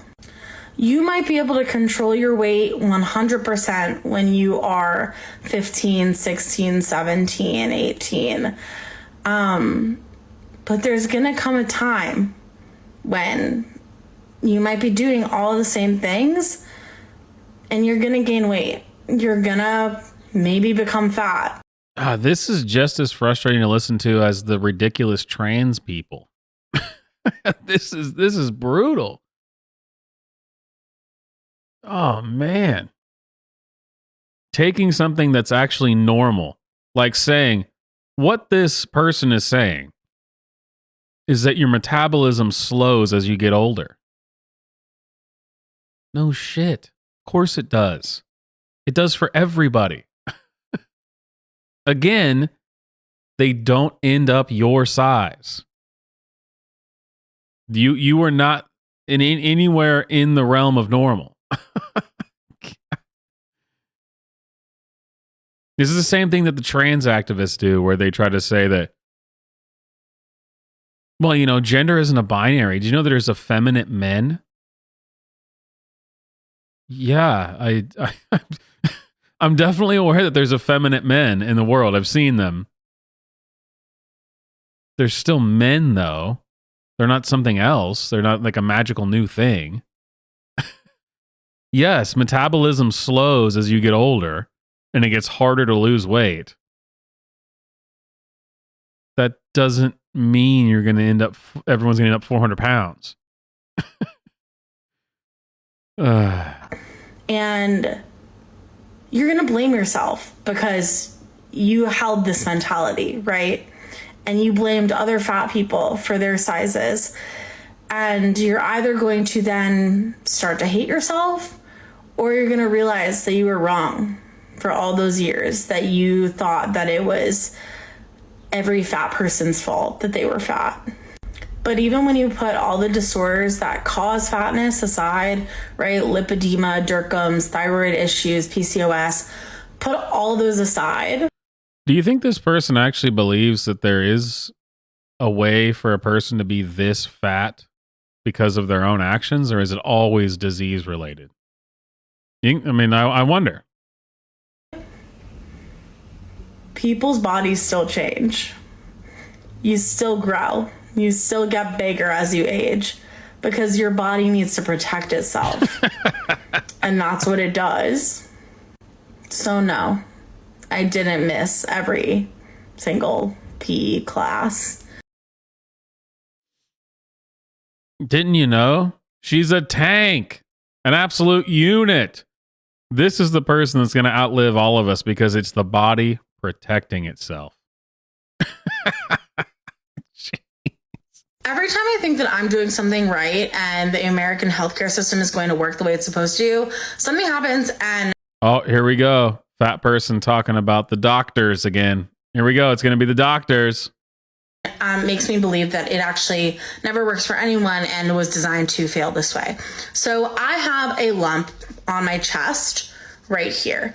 And I found it about a month and a half ago. And so Man, what do you think? What are the odds that this person's going to say the same thing that the other person said who talked about having a lump? Whereas, doctor, I have a lump on my chest, and the doctor comes back and says, you know, you'd have an easier time getting pregnant if you lost weight. Total non sequitur. Wait, what? Let's find out. I went to my primary care physician because I was like, I'm not going to let this get bad. So I'm going to have to go to the ER. It's going to be a whole thing. No, I'm going to go to my primary care physician. It'll be fine. So I go to my PC. And I love how, I'm still not sure if this is a dude or a chick. Somehow they're pretending to be trans in either direction. I don't know. But Jordan here, I love that. I'm responsible. I went to the doctor straight away because I'm not going to let this get bad because I care about my health.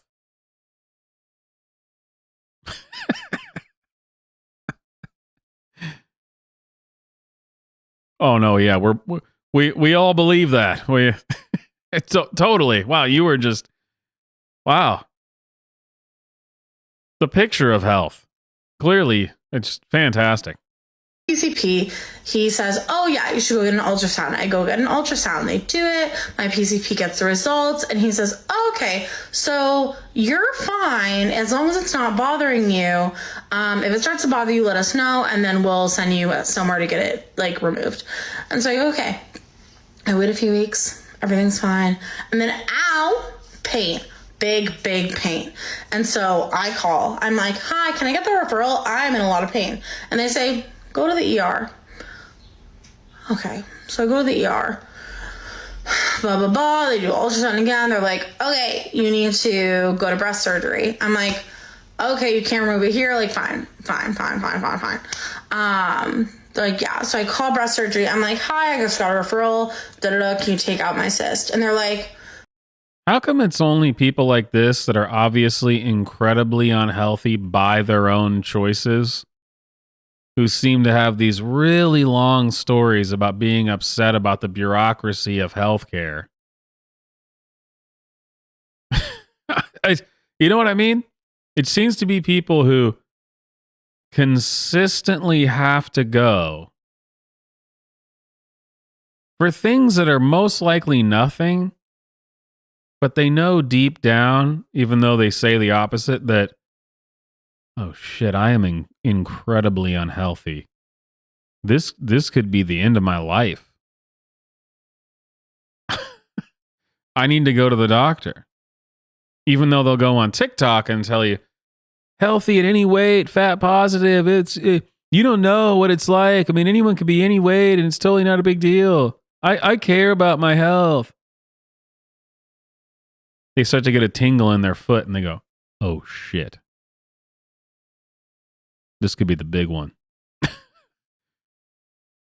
And then they complain about how god awful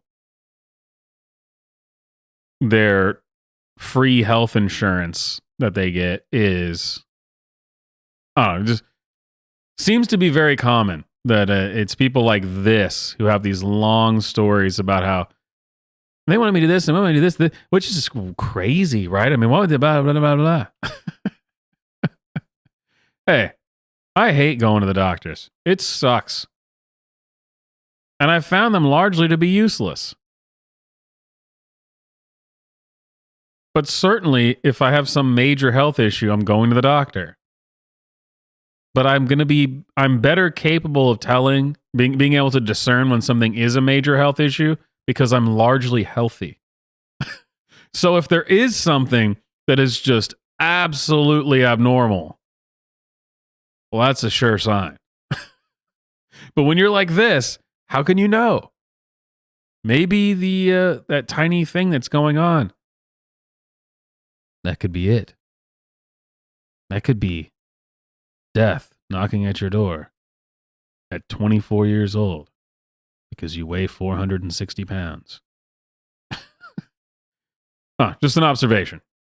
no, you don't have cancer, so we don't want to treat you. I'm like, okay, I understand you're busy, but where do the people who don't have cancer but do have a breast issue go? They can't give me an answer. They say, call your PCP. So,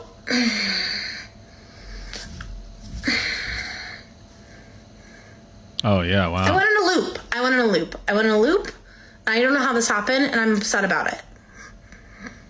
Why did I go in the loop? Oh, man, did you guys hear that? Where it just kept talking so much, and then all of a sudden did you hear it? Here, listen. And I'm upset about it. Why did I go? Oh, God. Did you hear it? I don't know how this happened, and I'm upset about it. Why did I? Oh. too much talking in a minute and a half. I don't know if you guys can hear it. I mean, I can hear. I'm wearing headphones, so I can hear it. Jesus. Damn, lady.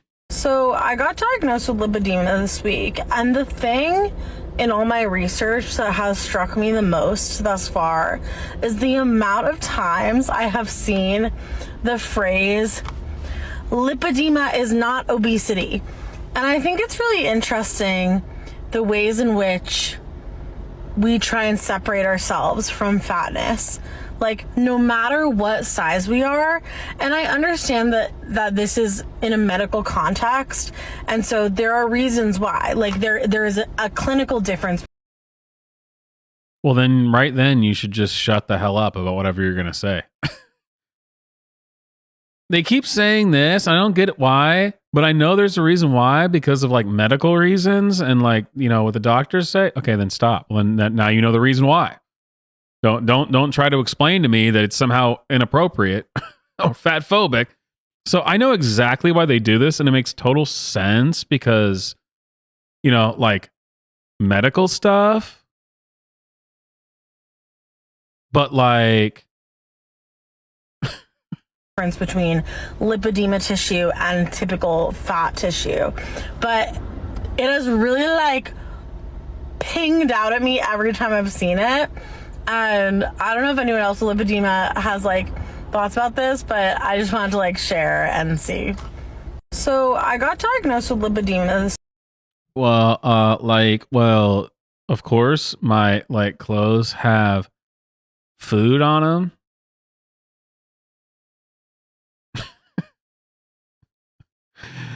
All right, ladies and gentlemen, that is contestant number 1.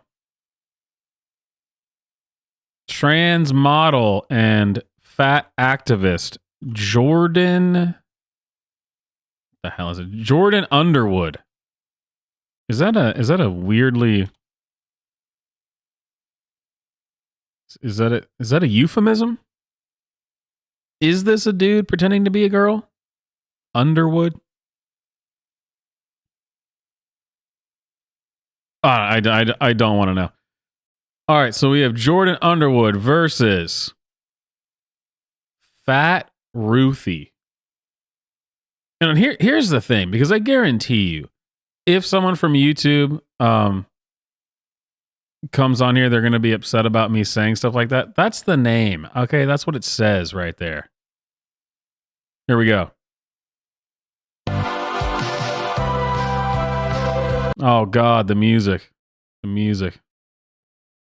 Oh, God, the music again.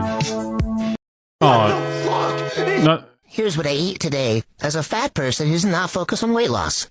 I had a breakfast burrito with like eggs and vegan sausage. I thought this bean and cheese burrito would be nostalgic, but it was just not good. However, these little educational snacks are delicious. Of course, the yogurt, the blueberries, the granola, need I say more? My kids at work love Muffin Day. I don't know why, because these suck. But I had a sandwich, which was really delicious. And for dinner, I made this very herby chicken, cabbage, and like carrot soup. Oh my God, it was so good. So I had 2 bowls of that. Man, I cannot stand whatever this voice generator is. Holy shit. This is what I eat in a day as a fat person who... Wait, is this all this person does is make a what I eat in a day videos? Man, what a freeze frame. What the fuck?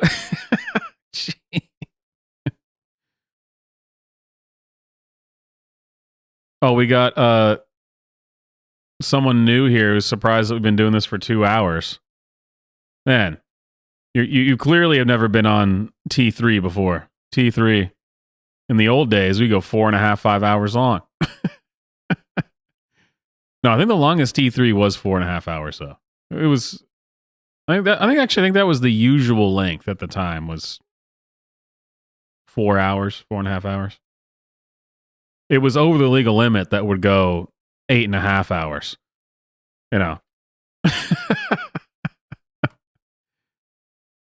right. I was not focused on weight loss. I had a coffee with oat milk, and then I had some salmon with potatoes and broccoli. Some fresh strawberries that I grew myself. I had some squirrel time. All right, I can't do this. What's up, bitches? Here's God, another. every video's like this. I'm married. And also... Sir? I'm married. This is one of these fat people that wants to show off what they eat as a way to say that, look, I eat healthy. People think I'm fat, I don't eat healthy, and then just shows a ridiculous amount of food, and you go, well, I don't know. I'm not sure I agree with you. What I eat and do in a day as a fat person that doesn't focus on weight loss.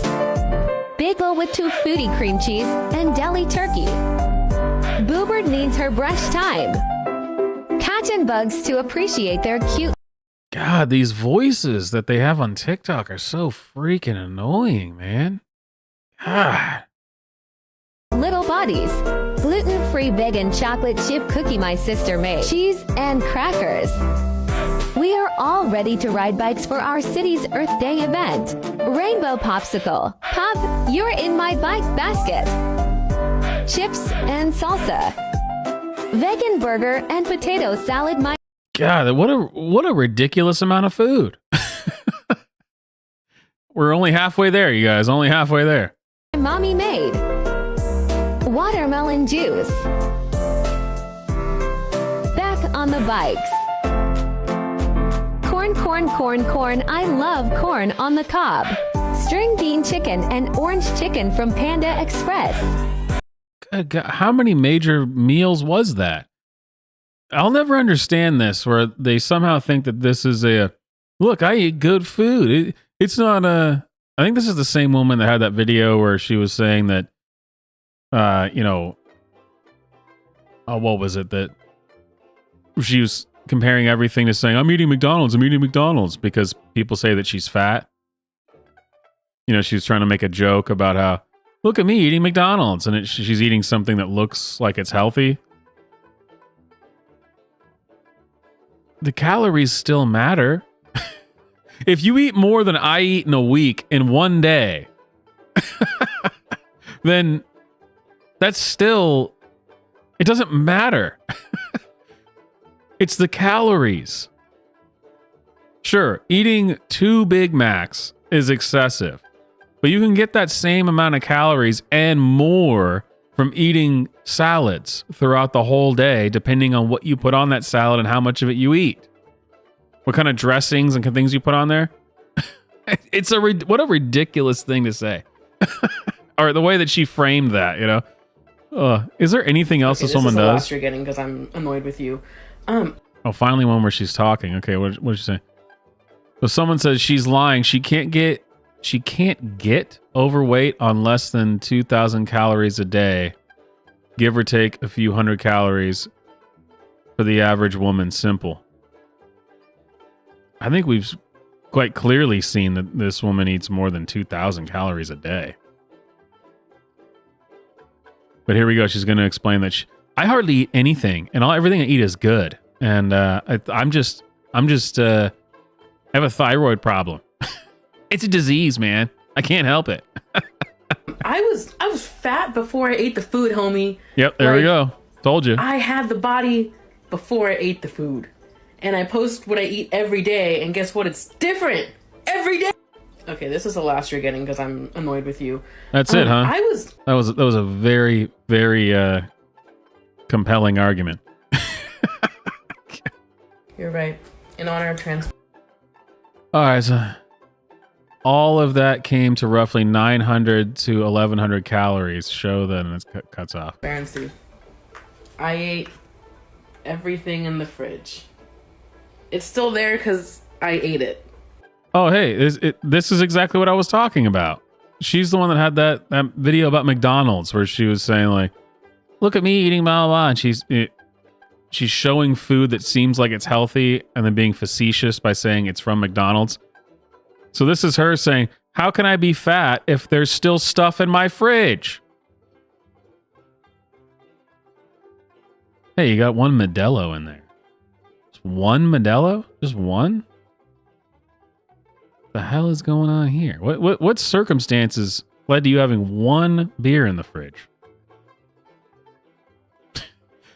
wait, we gotta going off on a different tangent here.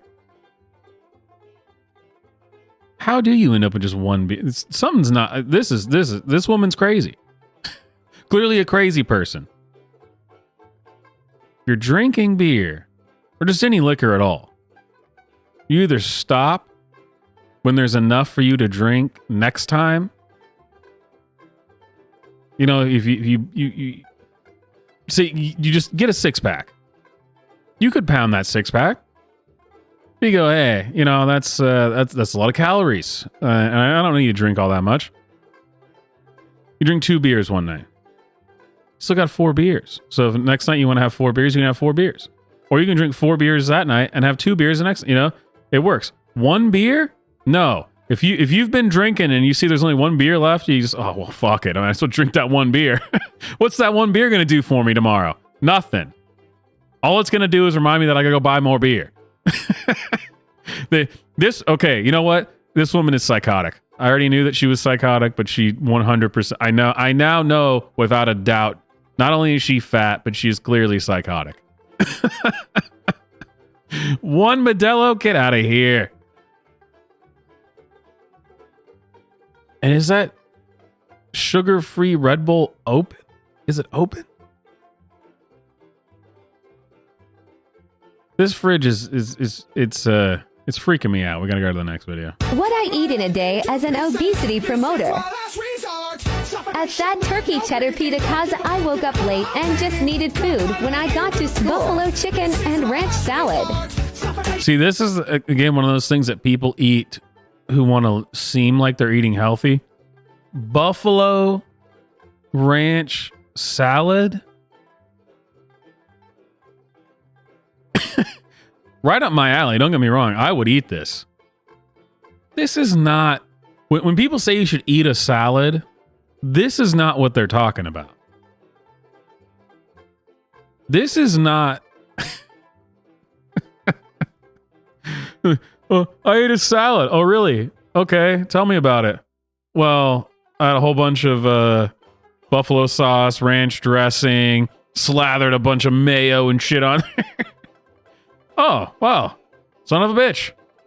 I mean, sure, the lettuce was nothing, but way to throw on 800 calories.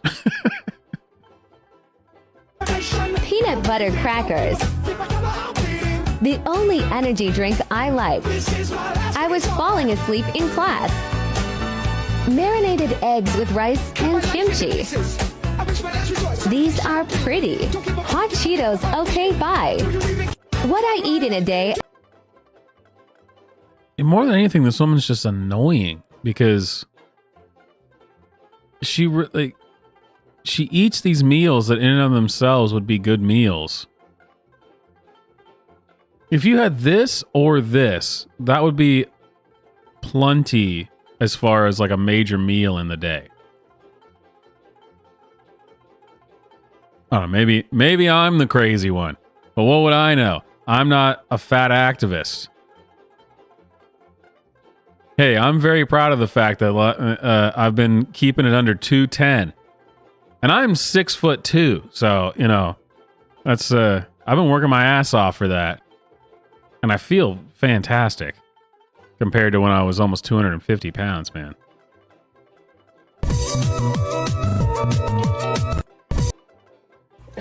Trying to get into a sold-out Weezer show. Fun. We're not getting in, bro. We're not getting in. What? We did it. We did it. We're getting in. Imagine celebrating that you paid a scalper. What are you trying to get into a sold-out Weezer show? Look at us. Oh my God, I can't believe we did it. We bought tickets from a scalper. No shit. Any sold out show you want, you can go there and buy tickets from somebody. I mean, it's a whole racket. Come on.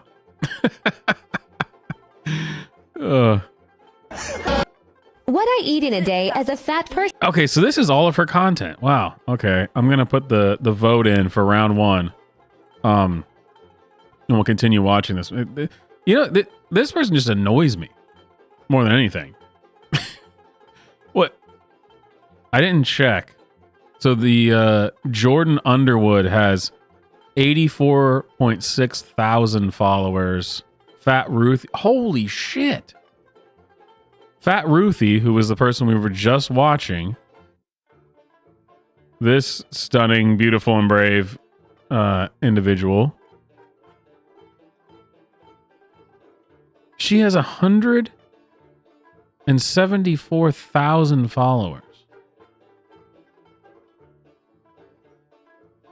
What the hell, man? I mean, what is going on? All of her content is this. I'm fat and I eat a lot. 174,000 followers. What? All right, round one.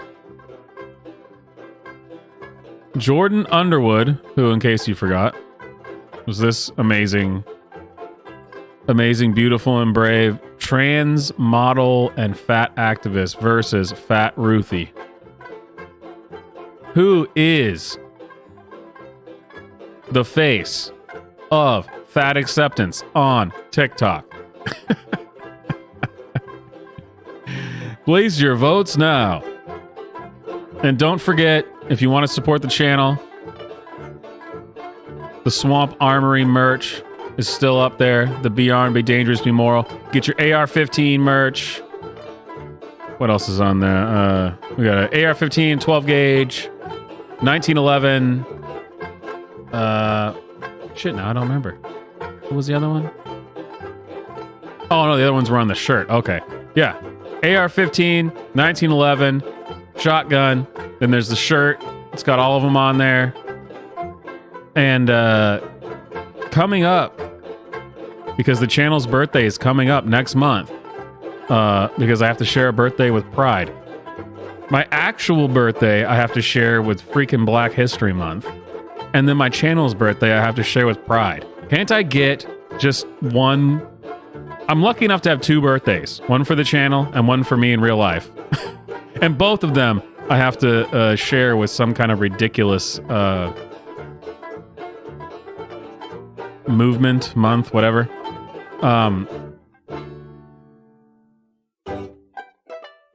But anyway, but the whole point of this was the year 2 mug is going to come out. Last year we had the year 1 mug. This year, though, it's not going to be a mug. It's going to be a pint glass. I think that's more appropriate. So that's going to be cool. Next month. The 2nd, so actually not this Friday, next Friday, will be the Swamp birthday stream. I'll have to figure out what the hell I'm going to do with that. Got the pint glasses on the way. I can't wait to get those. It's going to be awesome. If you're in the Discord, I have teased that and shared that. Pretty cool stuff. And don't forget, Super Chats will activate the Super Chat jukebox, and you can get some awesome song that most likely will have to do with Alex Jones, because that's the way it always goes. It looks like Jordan Underwood is the first winner. I can't say that you're wrong for that. Ruthie is just annoying. Jordan Underwood, though, as a transsexual model and fat activist with 84.6 thousand followers, is much more the face of the fat acceptance movement. And I feel like you shouldn't be factoring in how much each person weighs. It's inappropriate. I mean, I know Jordan weighs more, but, you know. All right, round 1 goes to Jordan Underwood. Now, let's see who is going to take on Jordan Underwood for the title.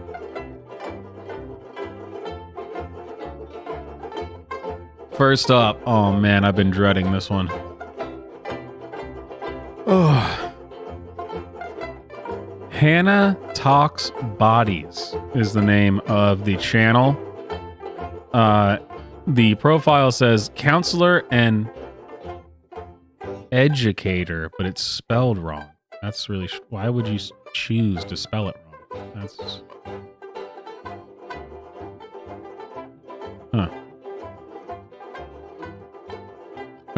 Counselor and educator, fat liberation and health justice.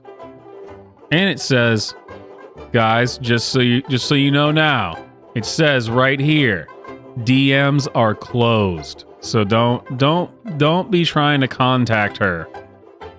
That is just, come on, you guys. And wow, TikTok now has playlists. Wow, when did they add this? And she has a playlist called Fat Phobia and Racism.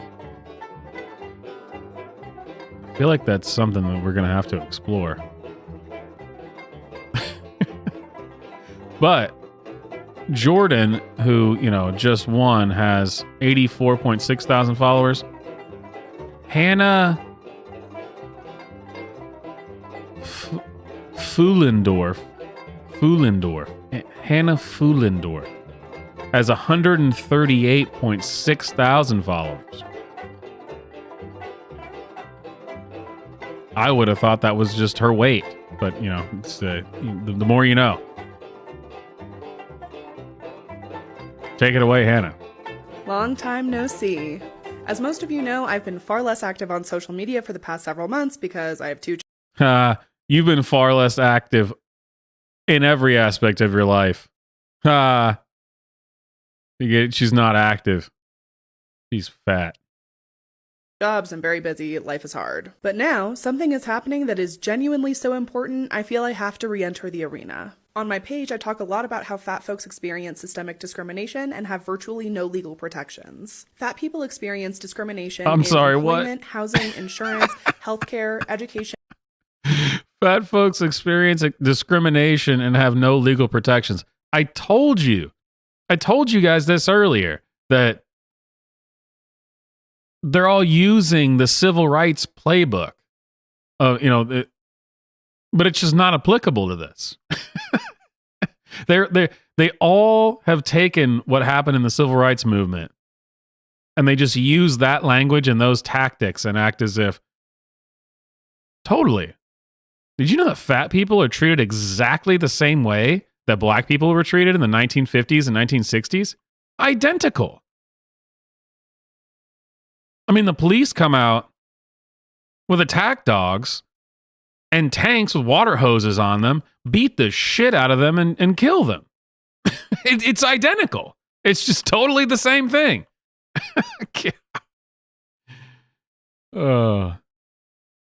I'm sorry, what you were saying, you were inactive? What? Education, transportation, public accessibility, and more. Despite being 2/3 of the US population, there are hardly any laws to protect fat people from discrimination, and that's what I want to change. A couple months ago, I was contacted by Dove, and they shared something with me that literally made me cry. Dove informed Is this going to be the Dove video game commercial? the fat acceptance in video games? Please, God. That would be amazing. What are the odds? I just put out 2 videos that are please let this be about that. God, that would be fantastic. Informed me they're working with the National Association to Advance Fat Acceptance and the Fat Legal Advocacy Rights and Education Project to pass legislation to end body size discrimination in cities and states all over the country. Legislation is our most powerful tool in the fight to end body size discrimination. This is far less entertaining than their video game thing. Here, let me read this. You should be laughed out of any conversation ever if you say this. So it says, the National Association to Advance Fat Acceptance and the Fat Legal Advocacy Rights and Education Project to pass legislation to end body size discrimination in cities and states all over the country. Holy shit.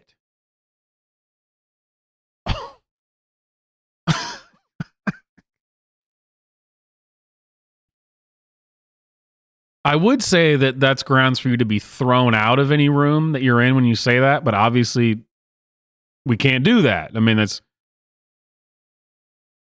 I'm not there yet. I'm working out. I'm not quite there. I can't throw you out. But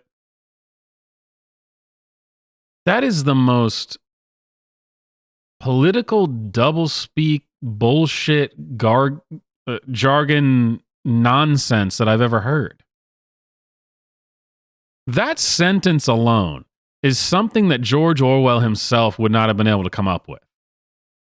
I mean, really think about the the people who wrote dystopian novels and wrote about stuff, saying how crazy it's going to get. That sentence alone, Orwell, Wells, no one could have written that. That is so batshit crazy that all of this great sci-fi writers since the dawn of sci-fi and dystopian novels before sci-fi could not have come up with that. This, I gotta read this. What the? The National Association to Advance Fat Acceptance and the Fat Legal Advocacy Rights and Education Project to pass legislation to end body size discrimination in cities and states all over the country. Holy shit.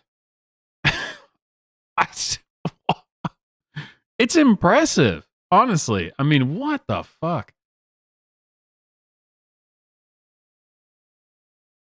Not only is it just absolutely insane, but it's just it's state worshiping, boot looking bullshit.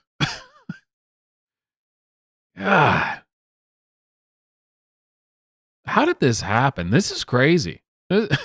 Jesus. Anytime I talk about the problems with the BMI, the most common response I always get is, okay, well, what should we use instead? And the answer is nothing. Get rid of it and replace it with nothing. We literally don't need it. If a patient needs to be assessed for an illness, doctors use diagnostic testing to do that. If a patient has an illness, the doctor will treat that illness. Every single illness that you have, almost every single illness that there is exacerbated by being this fat. Almost every single one of them. I'm not sure there is an illness that isn't affected by being this fat. Of course, we need things like the BMI. What are you talking about? Jeez. If medications need to be dosed based on weight, there are formulas that already exist to calculate those dosages. If a doctor wants to educate a patient about the benefits of health-promoting behaviors, they can and should do that with all their patients. There is no medical scenario where the BMI or any tool like the BMI is the most effective, most specialized tool for the job. None. We already have systems and tools in place to meet whatever a patient's specific health needs may be. Categorizing and pathologizing patients based on weight is and has always been lazy medicine. This, I don't know how many times I've said this now during this stream, but what a ridiculous point where the BMI in and of itself does have problems and isn't perfect. Of course. But you're talking about it as if you're only like 5 or 10 pounds overweight. How can that possibly affect it? You are not a normal size. That is a fact. And the fact is that that's going to pretty much exacerbate any medical condition you have to be that much overweight. It's just crazy. Well, the BMI doesn't work for these things, and it's so how could this possibly be relevant? You know, maybe it's not totally relevant if you're only 20 pounds overweight. But when you're 180 pounds outside of what a good BMI would be, well, that's where you start. I mean, that's the first thing. Well, hey, we can tell that you are way beyond the range you should be. Let's just start from there. How about that? And as you're working on that, we can figure out some other things. I'm really surprised actually how much this has in common with the trans acceptance stuff. It's really a lot of the same logic. You are an extreme case of some kind of bizarre subset of something, but you're trying to pretend as if what you're doing is somehow normal and it's everyone else who's acting crazy. Okay. Story time. I have had severe back pain my whole life, ever since I was like 5 years old, and I have done literally everything imaginable to try to make it better with little to no success. Do I have to be the one that says it?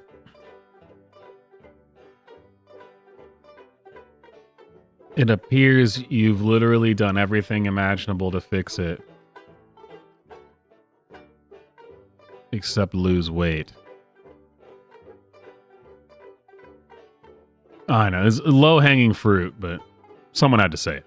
Pain got progressively worse over time, and about 4 years ago when it became particularly severe, I decided it was finally time to consider surgery, so I made an appointment with an orthopedic surgeon. At the appointment, they weighed me, they x-rayed my back, and then they had me wait for the doctor. The doctor came in and very quickly let me know that I needed to have a spinal fusion surgery, and I needed to have one as quickly as possible. He showed me the x-rays and explained that I not only had a spinal deformity, which I already knew, but that the friction between two of my vertebrae had caused a fracture. Here it comes. So they're gonna tell her she should lose weight for the surgery. Got it. When can we schedule surgery? But he responded and said, well, the problem is your weight. Unfortunately, we're going to need you to lose some weight before we would be willing to do surgery on you. But luckily, we have an in-house weight loss program that we're going to refer you to. And there are many things I could have said in response to this, but I decided to try to appeal to... Well, there's only one thing you needed to say.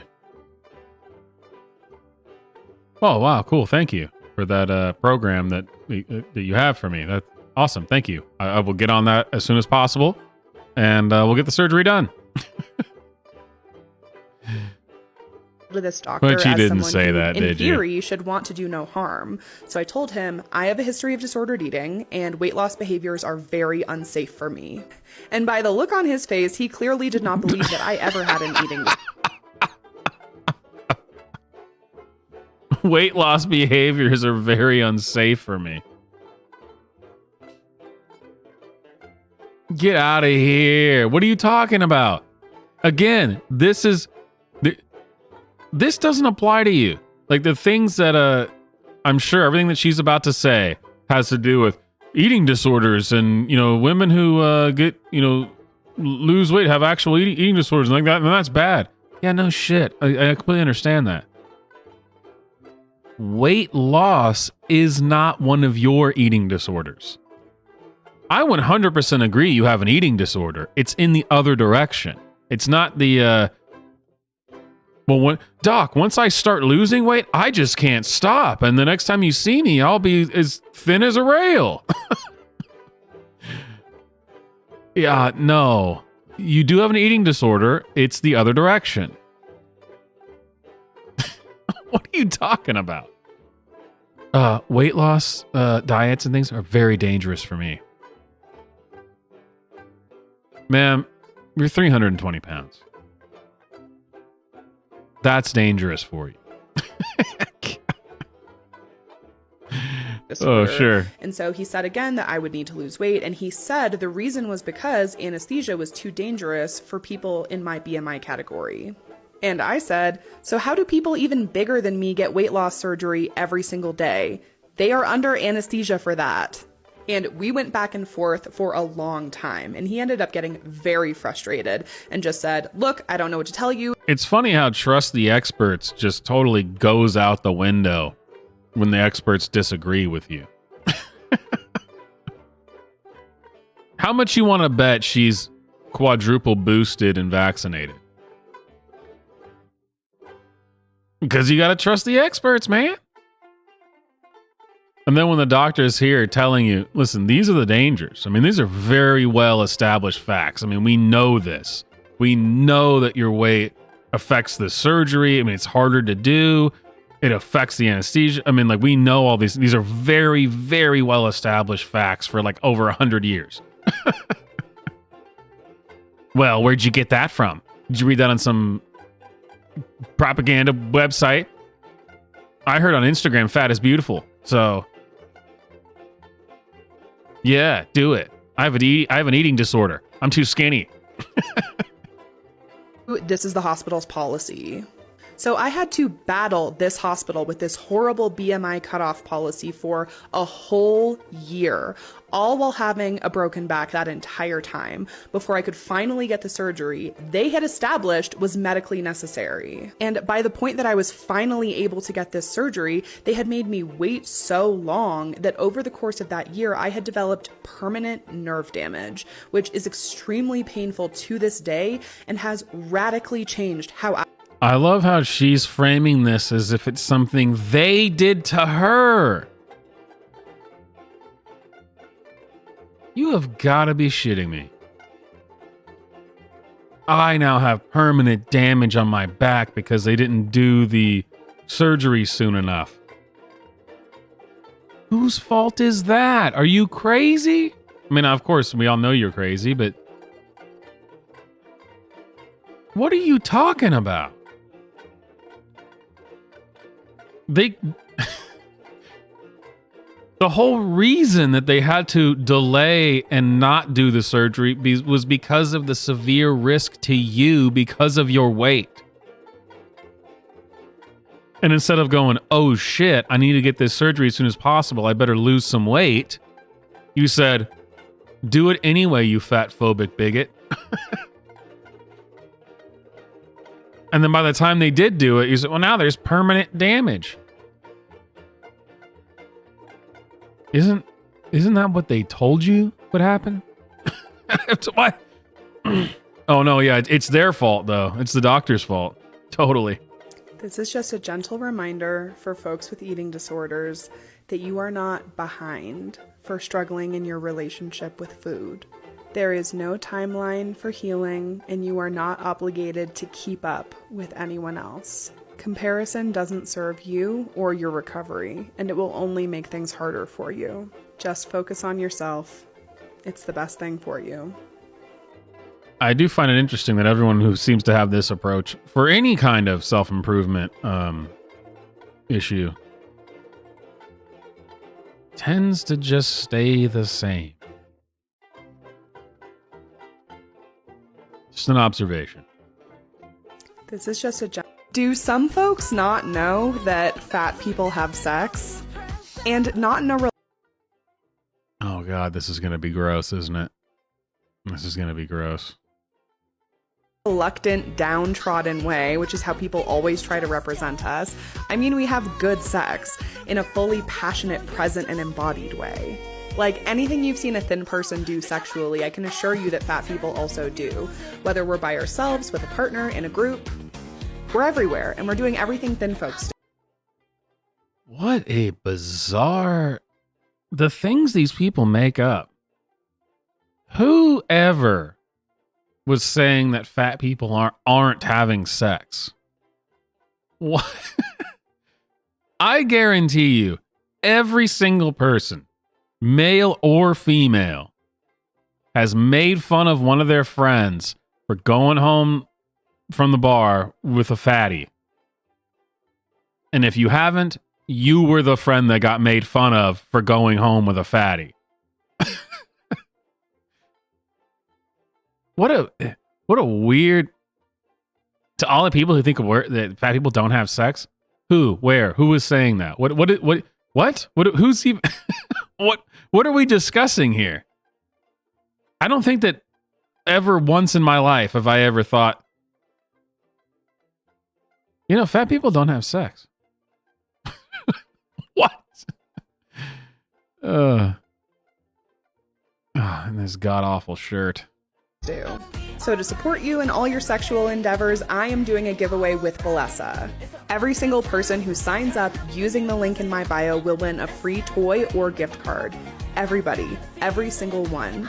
Bellesa's toys are some of the best there are. If you haven't tried a toy yet that uses suction, it will change your life, for real. So click the link in my bio to get your free gift and have a very happy masturbation May.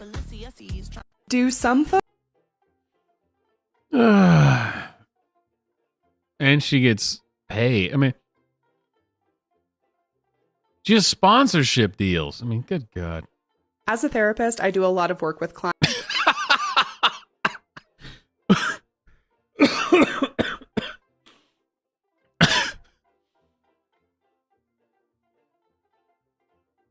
Oh, damn.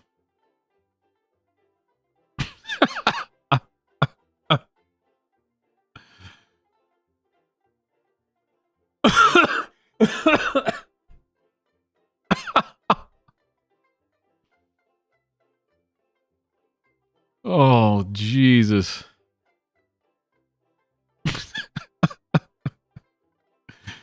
As a therapist? Oh, shit.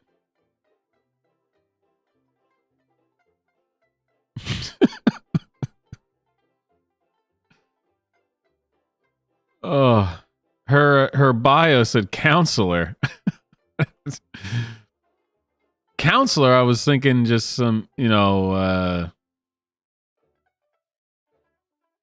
she's the fat lady when you were in middle school who would tell the kids, you can talk to me about any problems that you have. And you go, yeah, no, I'm good. She's an actual therapist? No. These are the things that they call discrimination. But you should have your shit together to some degree to do certain jobs. And that can mean many different things.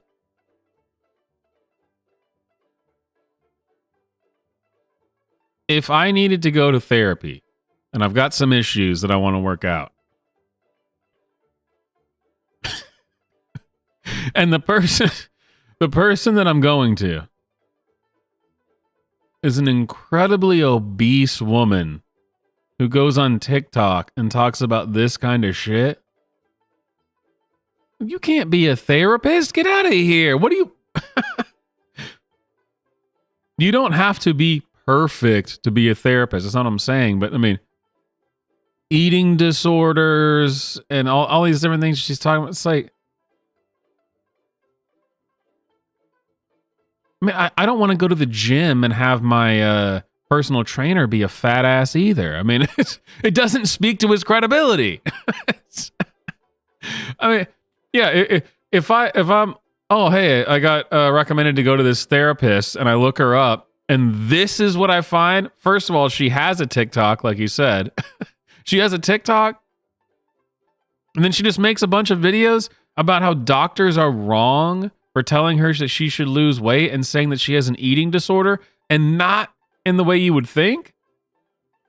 Where you go, well, at least she's self-aware, right? I mean, she's overweight. She says she has an eating disorder. No, she thinks she has an eating disorder that makes her too skinny. That's an inception mental illness. That's just a mental illness with inside a mental illness. Oh, shit. All right, this is the last one we're going to watch from her. Jeez. 1 second into this video, and I just almost pissed my pants. As a therapist. Oh, damn. As a therapist, I do a lot of work with clients on improving their relationships with their bodies. And I do this work with clients of all... It just gets worse. How could it get more funny? How could it get more funny than you just saying you're a therapist? You're a therapist who specifically helps people with their body images. Oh, shit, man.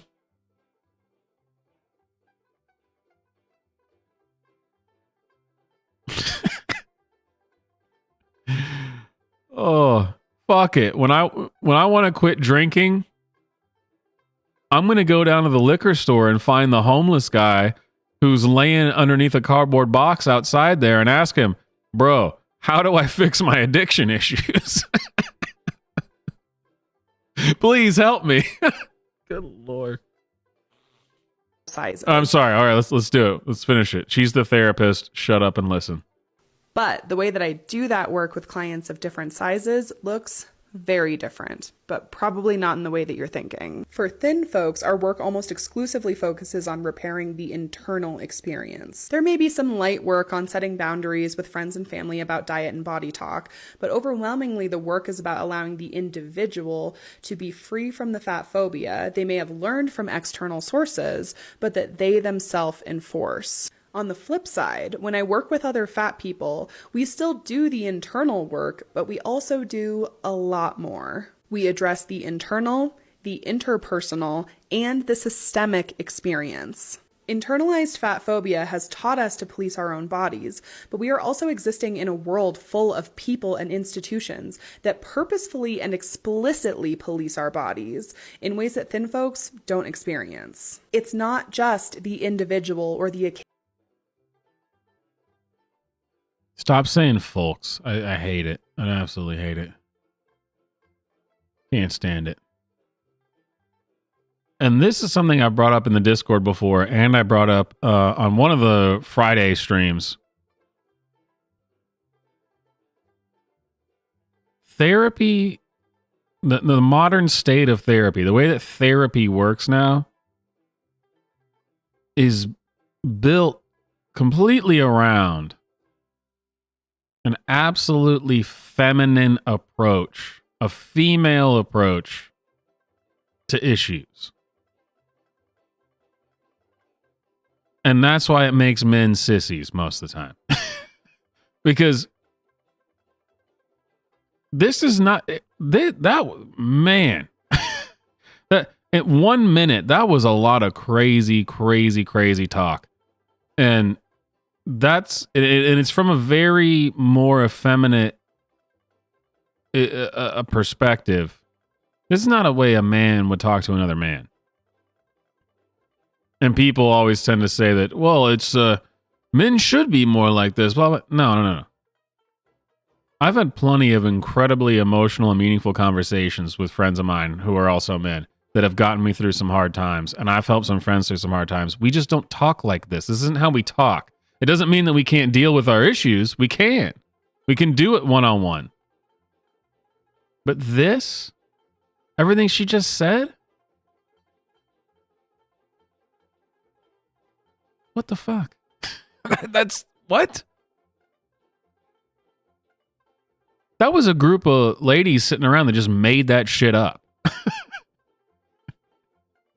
And if it works for you, great. I mean, it clearly doesn't work for you because you're supposed to be helping people with body image issues or whatever. And anyway, clearly it doesn't actually work. But if it works for you, great.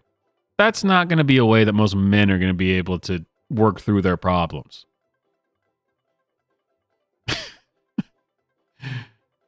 Oh. How much do you think she charges for these sessions? Occasional insensitive person enforcing these limitations. We have to navigate a vast sea of people and systems that put concrete barriers in our way. For example, when preparing for a medical appointment, a thin person may be concerned about being weighed at the doctor's office because seeing the number on the scale might trigger feelings of comparison or worthlessness. A fat person might also be concerned about the emotions that the number on the scale could elicit for them, but we are also concerned about how the number on the scale may trigger bad or reduced care from our medical providers, because it could very well result in criticism, contempt, diversion, or flatly being denied medical care at all. So for fat folks, I am not just teaching clients how to... This is this is another one of those things that is very similar to the trans community. Flat out denying care at all? No, that's not. No. Bullshit. Absolute bullshit. The doctor is not going to weigh you and then say, "You're fat, get the hell out of my office." What's going to happen is exactly what she described with her back surgery. She thinks that was denial of care. When the doctor told her, listen, you need back surgery, but you have to lose weight first. You have to lose weight because your weight is going to be a problem during the surgery. She thought that that was denial of medical care. No, that was the doctor giving you an answer, giving you, telling you what you didn't want to hear, which was, you have an issue. We would like to fix it for you. Currently, the risk of doing this procedure without you losing weight is much higher than if we wait for you to lose the weight beforehand. And if you don't lose the weight, the ratio will shift where now the risk of not doing the surgery is higher than the risk of doing it while you're incredibly overweight. But I bet you she says that's denial of care. All right, Hannah, the therapist, I can't take anymore. The last contestant. And man, I've been so stoked for this. The Cass Jerome, the natural redhead, who painted her face and her body to prove that she wasn't fat. Oh man, based on these thumbnails, this is going to be something. All right, guys, I hope you're enjoying TikTok Tuesday so far. If you are, please send in some super chats to support the channel. Check out the merch if you want. It's cool merch, man. I'm telling you. I actually have one of the hats on right now. Well, to be honest, it was the first version, not from this run. That's at the house. I'm sorry, the lever action shotgun, which is the one I'm wearing, isn't actually available. I know you would have bought it if it was there, but there is a regular 12 gauge shotgun. Got the AR-15, 1911 T-shirt. Check it out. Of course, super chats activate the super chat jukebox. Now let's see what Cass has to say. Oh my gosh, Cass has the most followers of anyone that we've seen thus far. She has over 500,000 followers. 504.5 thousand followers. Damn. Well, take it away. Take it away, me lady. So everyone has been really fired up about my lashes in a video that I posted a couple days ago, and it's getting a little bit out of hand. No, don't care about that. No, don't care about that. This shit still boggles my mind. Well, you're in luck today, sir, because you got a professional girl right here. Let me help you. If a girl wants a guy who's older, it's a preference. If a guy wants a girl who's younger, it's creepy and immature.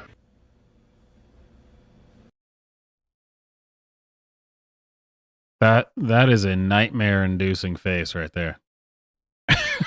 Jeez, what? Oh shit! All right, how much you want to bet that now that you've requested it to be Alex Jones, it's not going to be Alex Jones? Thank you, sir, for the super chat. Now let's hit the super chat jukebox. We will then be sued. Oh, and it's not Alex Jones. In the Ninth Circuit, even though it shouldn't be there, and we will possibly get a bad ruling, and then we'll get another bad ruling, and then we'll end up in the Supreme Court, and hopefully we'll get a fair shake, and we'll win in the Supreme Court, just like the band. They sued us in the Ninth Circuit, and we lost, and then we lost in the appellate division, and then we went to the Supreme Court, and we won. Though I gotta admit, that's one of my favorites. It works too well. Man, what are the odds that 70+% of the jukebox stuff is Alex Jones? And when you specifically request it, it's not Alex Jones. All right, back to this Rhodes Scholar. Sorry, I don't treat you like a... Hate it. It's tomorrow. Get ready with me. Oh, did I pick wrong? Did this person only make one video about fat acceptance and the rest of it is just cringe TikTok? So I give him a pass. Yeah, cringe.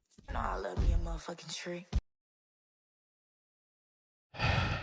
How to open a life hack. How to open a wine bottle with a hair straightener. God, I hate it. Other than the filter at the end, that look was really cute, so we're going to try to replicate it. So I'll give him a No. I was misled. I just did my makeup for a Y2K. I was led to believe that this crazy lady... I am going to follow this crazy lady, though, because there's some content there for sure. I was led to believe that you were about fat acceptance. You did a whole 5-minute video about it. Why do we see influencers of color fall into this trap of being a token for brands? Let's talk about it. A lot of people let's know talk that about being it. a token is something that I personally have been through. But apart from that incident, this is far from the only time I've ever been the token Indian person in a room. If I'm in a room full of Indian people, the token dark-skinned person in the room. I am happy to say that within the last couple of Oh, man, this woman is insufferable, but this is not about fat acceptance. You are disqualified, but I have followed your account for later reference. All right, we're going to have to jump back into the fat acceptance hashtag. Man, I thought we were getting towards the end here. All right, let's go to fat phobia. Oh no, that's where we found her in the first place. Fat positive, maybe? Oh God, this looks gross. Or body positive? Let's see where we can find the best thing. Body positive? No. That's not where the fatties are. I guess we could go to fat phobia or fat acceptance. Let's see. I don't know if fat discrimination is a hashtag on TikTok. Or unless you're telling me that it is and I should look at it.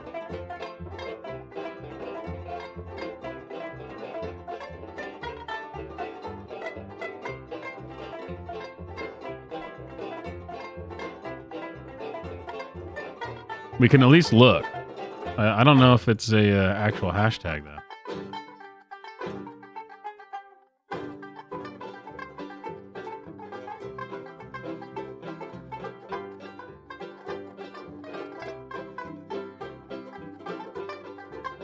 No.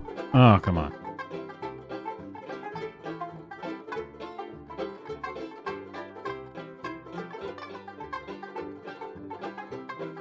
What happened to the sound? Is this an opportunity to talk about the obesity? Oh, great. Is this an opportunity to talk about the obesity paradox? And yes, it is cold enough for me. The obesity paradox is the fun way the science... You're not obese. Go away. I ordered 2 Princess Jasmine costumes, so let's see if one of them fits. 6'9" girls wanna drink wine. Tell the man not to waste your time. If the man broke, the man here Oh, this is... This... Oh, no. Well, who's the original content creator on this? Because this is a person that I made a video about a while ago. I totally forgot. This is a work of art. And every day's a dream. Skinny is not synonyms of healthy. I am 26 and I... Oh God, the sound is terrible.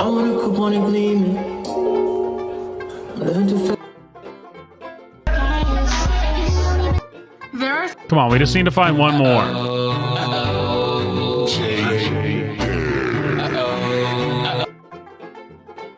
Anyone who grew up in the early thousands and have body image issues because of it,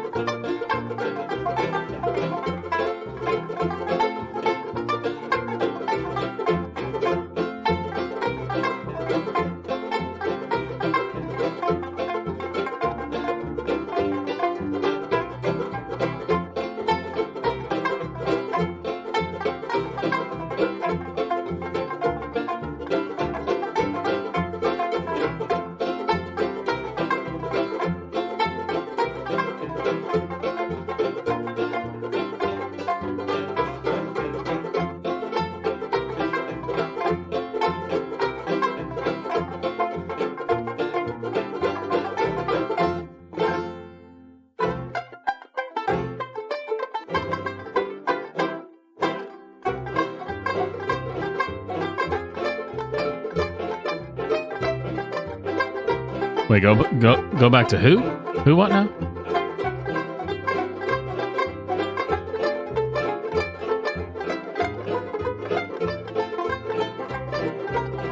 Oh, gross. I don't even know what this is, but I'm going to click on it. That's how you know you're going to find something disgusting. Girlie, which one was it? There are someone. Oh, God. Fine. Just for you, and then we'll click on the thing that I thought was gross.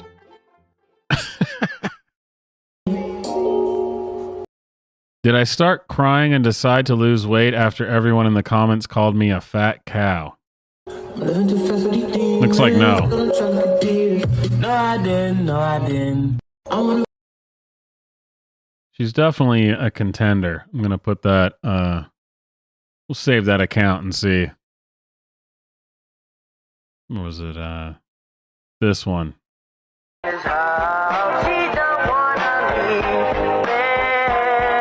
Oh, God. That was gross, but I've been this way since I was 8. I cried. I was called the F slur this week. Fat is an F slur? Is that what we're or was it? Okay, no. Okay, it was fag. I was going to say this is in the fat acceptance thing. No, it was fag. Okay. What a god awful tattoo. How come the gays who are supposed to be notorious for having great fashion sense just don't when it comes to stuff like that? All right.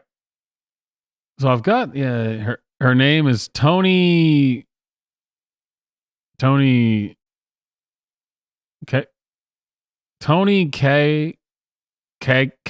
Cagiano. Tony Cagiano. And the bio says, "Where the fat baddies at?" And she has 204.2 thousand followers. So let's see what she's doing when she's not eating ramen and complaining about people calling her fat. I had someone tell me I fell off. Ooh, I needed that. And they want to see. This music's going to make me want to kill myself. We got to go to the next video. For somebody for Mother's Day, and Aunt, sister. I don't care who told you not to wear a bodycon. I'm telling you to wear it. Wear it. Put that shit the fuck on. The belly? Incredible accessory. Like, come on. I don't care who told you not.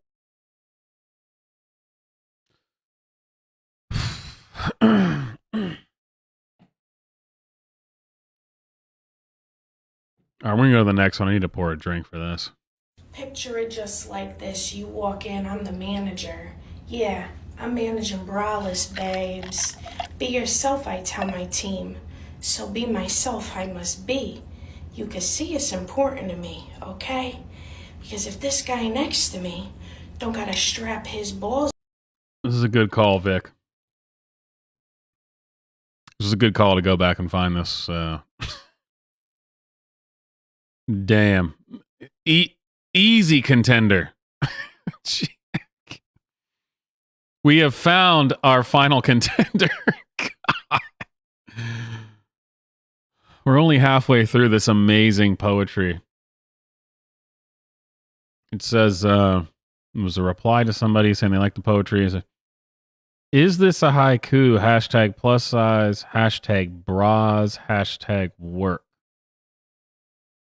And the first comment says, I love you. Okay. Up day to day.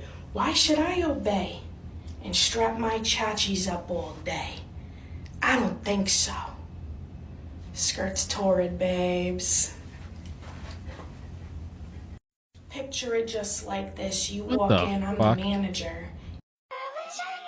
Wanted me, I wish I knew. No, the music. Stop letting people on the internet make you feel like you don't got your shit together or like your life isn't aesthetically pleasing. I love when it feels like I'm being addressed directly. She's talking about me. Stop letting people on the internet make you feel like you don't got your shit together or like your life isn't aesthetically pleasing enough, like you're not cool enough to post.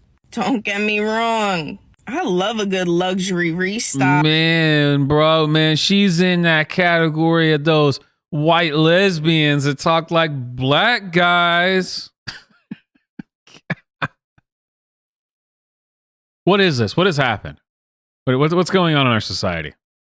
Shut it all down till we figure this shit out.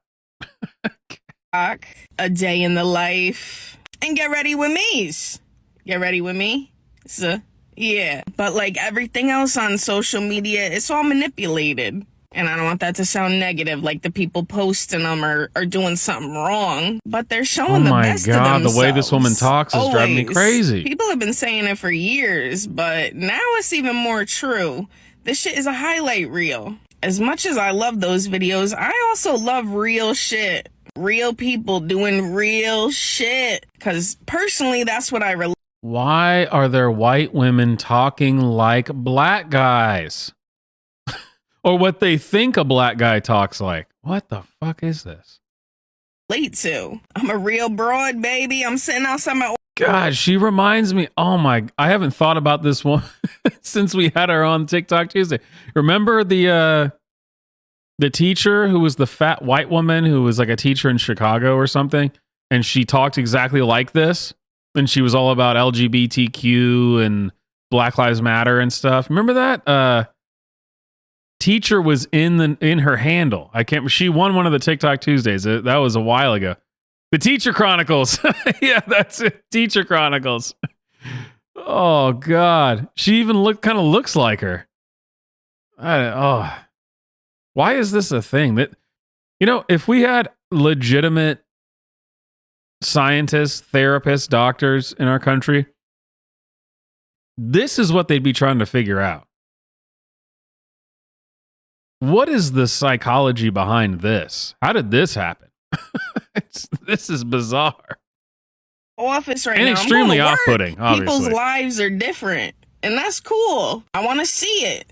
I feel like a lot of people don't post online because they're waiting for the perfect angle with the perfect lighting. Got to get my makeup perfect before I post. Let me edit it so it looks a certain way. But it's also cool to be real. It's cool to be different. All I'm saying is if you want to share, you should do that. Don't wait till you get a new apartment or you clear out your spare bedroom to make an office. Start now. Share now. You have cool stuff to say, cool stuff to share now. This market is completely oversaturated with that perfect shit.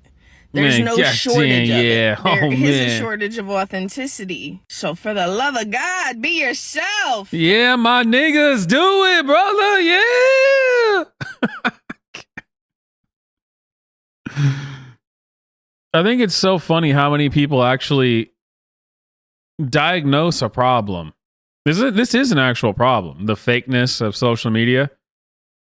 But then their way to fix it is just totally crazy. It's just absolutely insane. Ugh.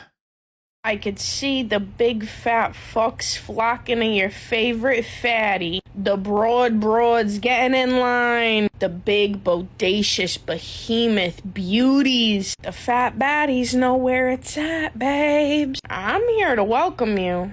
Us congregating in one little section of the interwebs. That'll fucking do it for me. I don't know about you, but welcome to the fuck shit. I could see the...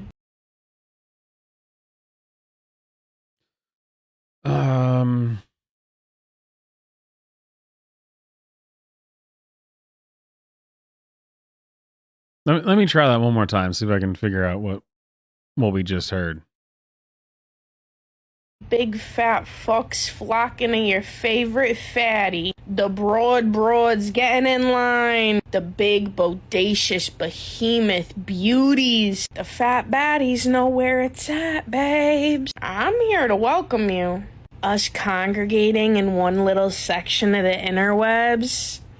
That'll fucking do it for me. I don't know about you, but welcome to the fuck shit. I could see.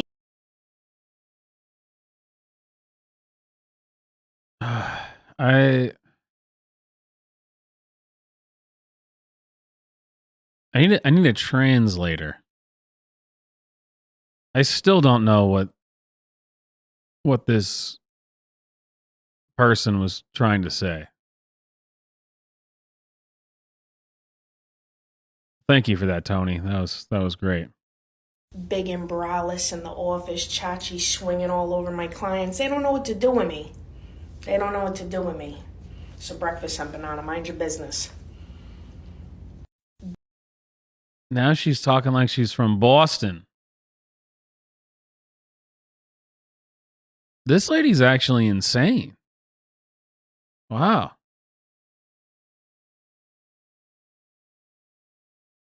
Buy our candles and our soaps, please. Thank you. Thank you. Buy our...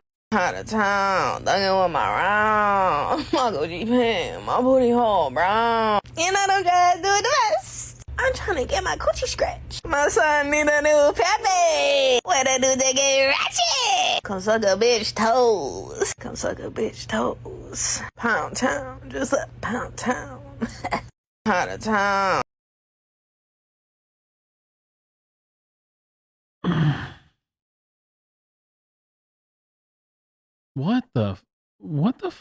Vic, what the fuck did you make us start watching?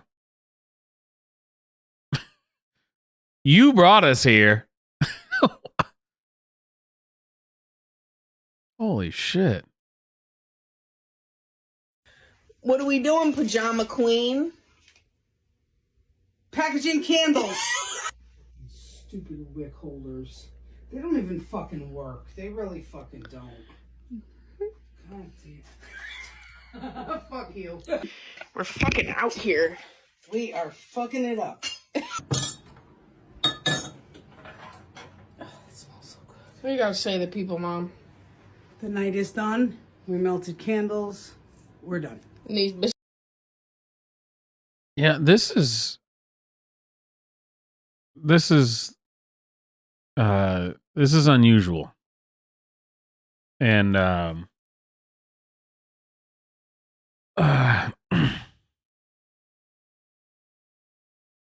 hey, if they're able to afford this house, clearly they're in like a basement with all this stuff in here. From making TikToks and selling candles, more power to you. I mean, that's damn. I don't have to get it. Surely they have other. Oh, I guess no. Okay, wait. She does have another job. Whatever the hell Big and this braless is. in the office, Chachi Whatever this swinging is. all over my clients. They don't know what to do with me. They don't know what to do with me. Okay, I was thinking first. Okay, well now I'm less freaked out because I was like, are you telling me this crazy lady, her and her mom just live together and just make candles and they just make TikToks and they have a house?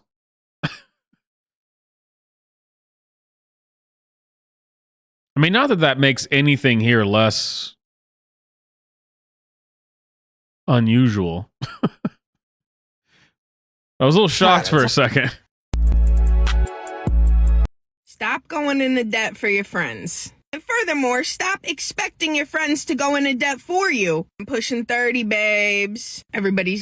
I think she might be a teacher. Well, she did say client, so that implies not a teacher. I just thought that those two videos that she had where she was I could see the at work, I guess. She had that dry erase board behind her with the drop ceiling up there. Kind of seemed like a school. But if she has clients, I mean, I doubt she's weird enough to call the kids clients. Lawn. I don't wear sunscreen every day because I'm scared this fuck. Oh, Monday already. Fucking shit, bitch. Oh. Ma, shake little ass for melting mamas. Yeah. What the fuck? Just here to remind you guys, it literally costs. What was this? What was this TikTok Tuesday even about? What is happening here? I don't. It's like a train wreck, man. It's a car wreck. You can't look away. $0 to share your friend's small business. I'm a fat bitch as soon as I don't want to smash. So I'm here to ask you, my guy, what's it like? Even the fat bitches don't want to fuck you. I'm a fat bitch. What?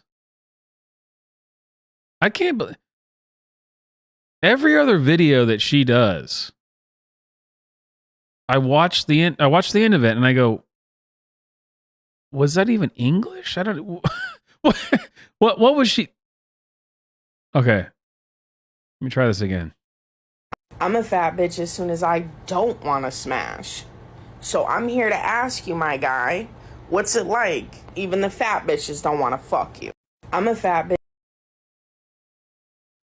So I guess she's saying she thinks someone wants to sleep with her. And then when she doesn't want to sleep with them, they call her fat. And then even fat women don't want to sleep with you. How does that make you feel? I guess. I don't. What is the point of that? I have no idea. Ooh, when I tell you, I just love you. I don't know if TikTok is just continuing to suppress real bitches or if y'all don't want to hear me on this, but I am really so excited for this Mountain Mama's relaunch, okay? Me and my ma have had so much fun making these candles, and this drives me crazy. This is like, this is actually directly related to the thing that I said about, remember the Harry Sissy kid that I was talking about on a few weeks ago on the Friday stream? This is a product of social media algorithms. You know, when Harry Sisson and his friend were on, and I was talking about how watch their mannerisms and their faces and the way that they're moving and the way they're talking. It's totally unnatural. It's something that was developed because of social media. This is the same thing. This isn't a real human being. This is an AI-generated human being, meaning that this is a real person, but everything about her and the way that she talks and the way that she acts is based on the algorithm. It's through the artificial intelligence. This is weird, man. We are living in a very strange time. I mean, this actually feels like, you know, if you're around my age in your 30s, think about this. We're a very strange age where we got to experience the end of an era where people actually went outside, kids went outside and rode their bikes and played with friends and played football and would climb trees. But we also then had the part where you started, one of your friends had a game console. And so you'd go over to a friend's house and maybe for an hour, you and like 6 kids would play video games. But then you go outside. And then that weird transition to when smartphones started coming out. And now we have this generation that has no idea what it was like before social media. And we can see what it was like before that. And now we're here going, wait, what? This is computer generated. This is artificial intelligence. This is algorithm based. This isn't a real human being. I remember what real human beings were like. They weren't like this.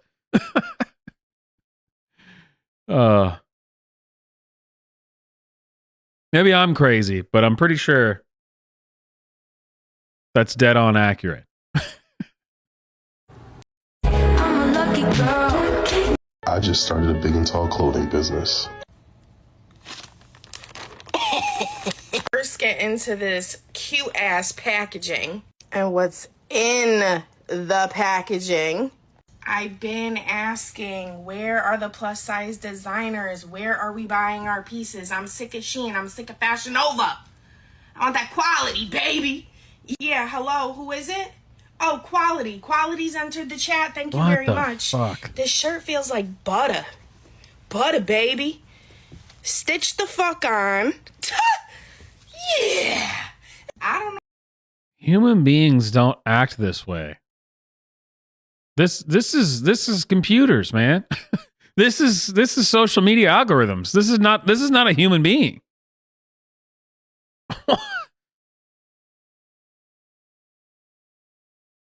Wow.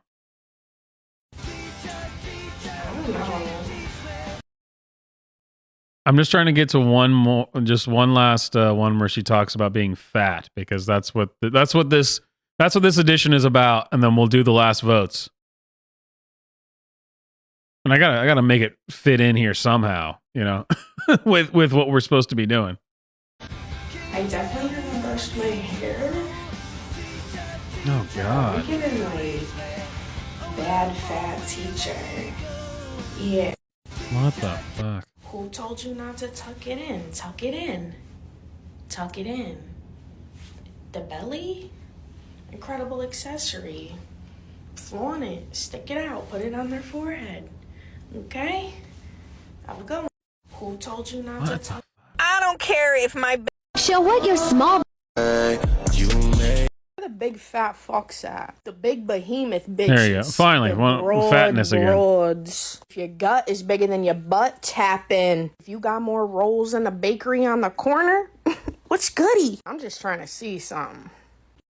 Where the big fat fucks at? The big behemoth bitch. Why are you talking like an AI generated black guy? Everything about her is this is incredibly disturbing. I did not expect us to end up here. I was really just expecting to see the crazy large people in bikinis, because there was a lot of them.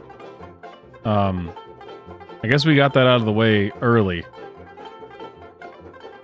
Oh. I forgot about this lady. We saw her on a TikTok Tuesday too. I was looking through the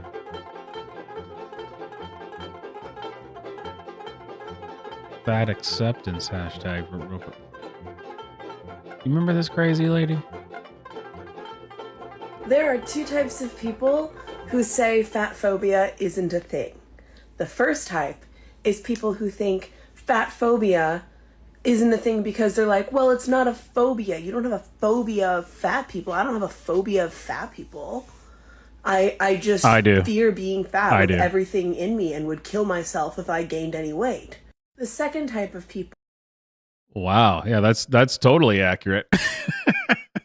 Totally not an exaggeration or a straw man or a total lie. Wow, that escalated quickly.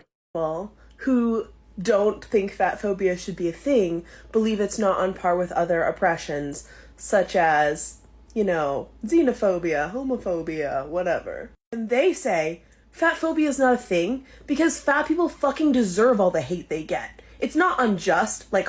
Who the fuck on the face of the planet ever said that? I have been ripping on all these fat asses all night. Did I ever say this? You ready? Did I ever say this? They say fat phobia is not a thing because fat people fucking deserve all the hate they get. It's not unjust, like homophobia. It's deserved because fat people are all terrible, overeating, gluttonous monsters. And they're not healthy. And I hate them.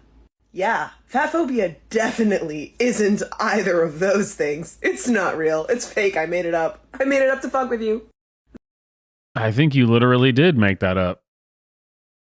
I mean, actually, you just made that up. Yeah, it's like that Indian woman, who was saying they don't just call you fat, they say you're fat. like they want to stab you in the heart with the. I think that might be you. I think you might be hearing it that way. That's not the way it was said. All right, I did follow this person. That person was on a TikTok Tuesday a long time ago. I remember I'd recognize that round face anywhere.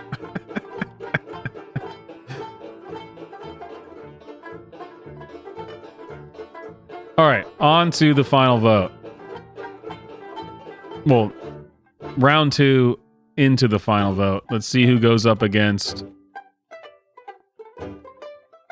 our friend Jordan Underwood. Is it Hannah?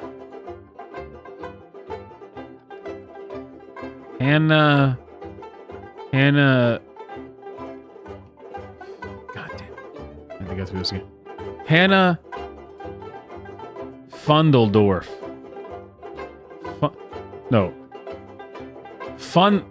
Funlendorf. The computer says I spelled that wrong, but I don't know that there's a right way to spell Funlendorf.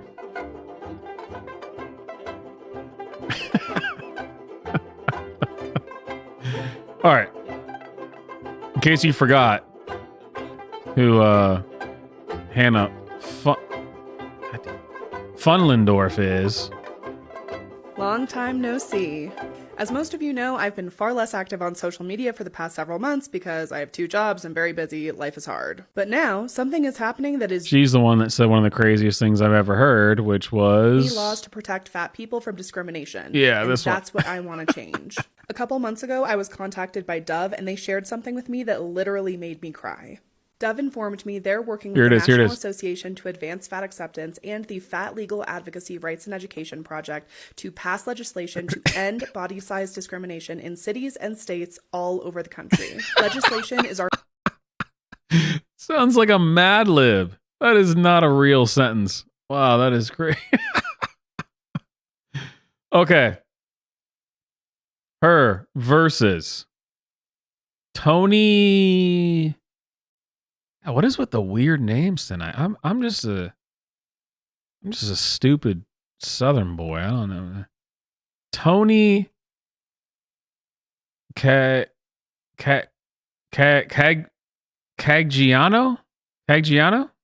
Maybe? Tony Caggiano?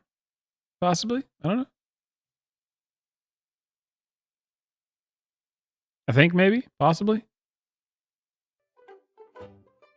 And as if you could forget. I don't care who told you not to wear Tony telling you to wear Caggiano? Wear something. it. Put that shit the fuck on. The belly? Incredible accessory. Like, come on. You could at least just wear vertical stripes. I mean, right? I mean, just you know, I get it. You're proud that you're fat, but horizontal stripes are just worse. Just come on. Be respectful to those around you.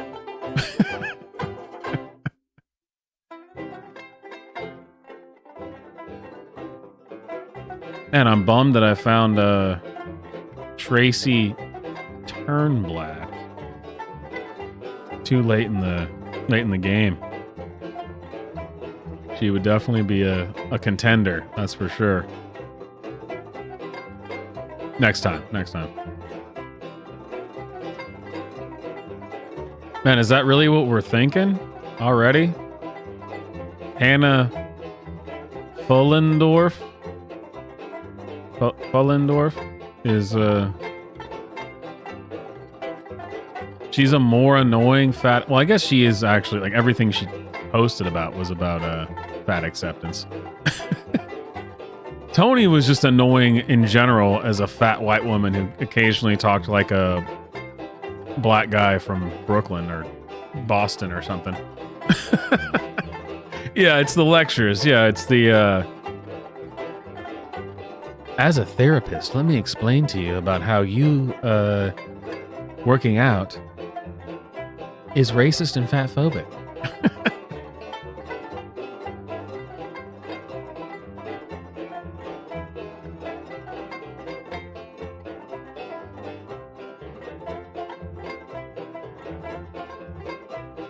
All right, we're running low on votes because we're running long on the stream. I feel like I haven't gone this long in a while. So let's say Hannah Fullendorf wins round 2, which takes us to the TikTok Tuesday finals.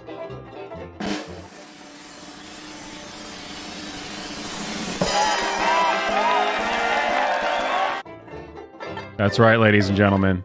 Who wins? Who is the ambassador of TikTok of fat bitches? Is it everyone's favorite weird transsexual? I'm not saying weird. That's in the profile. Weird transsexual model and fat activist Jordan Underwood, Mr. Underwood. And now I'm pissed. It seems like you're appropriating Mr. Underhill from Lord of the Rings, but there we go. In case you forgot, Mr. Underwood. Turn on the sound. Comfortable thin folks feel universalizing their experiences with diet and exercise. Like, just because this is your experience doesn't mean it's true. And if you knew any fat people, you might realize that. It's really interesting to me how comfortable thin folks feel.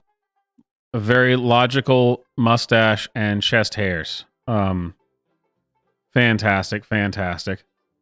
And of course, the one, the only, Hannah counselor and educator, which means a therapist who is for fat liberation and health justice.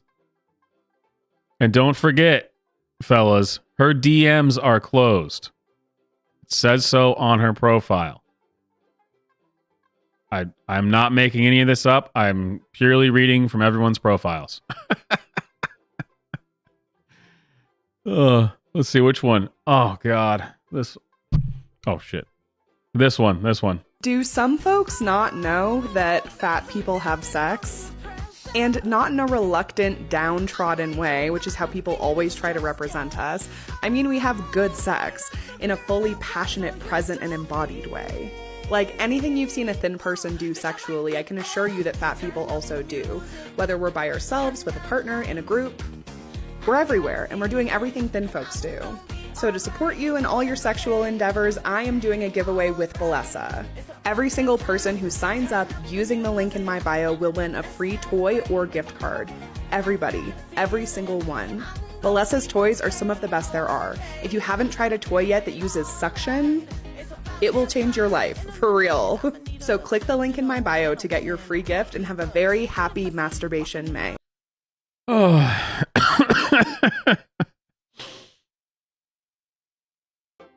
Sorry, guys. Her DMs are closed. I know. Everyone was being like, damn, I'm looking that up. But no. So, Jordan Underwood or Hannah, as I affectionately call her, for the finals. Take it away. And crank up the banjo.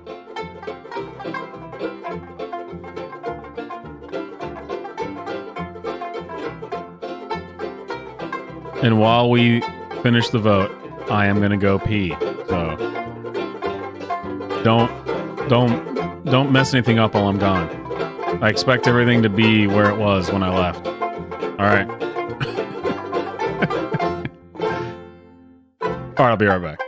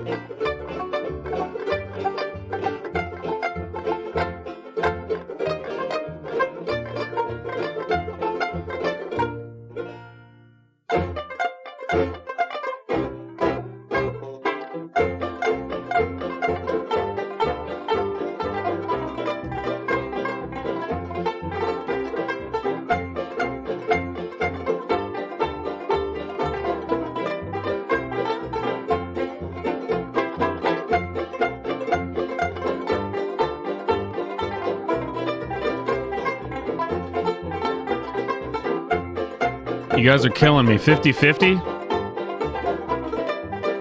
And you know what I realized after I walked away?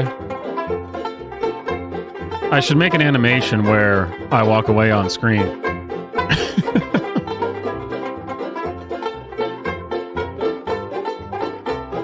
So I don't say, hey, I gotta go pee, and then I just stand there looking at the camera, and it seems like you just can't see me, but I'm peeing underneath the desk.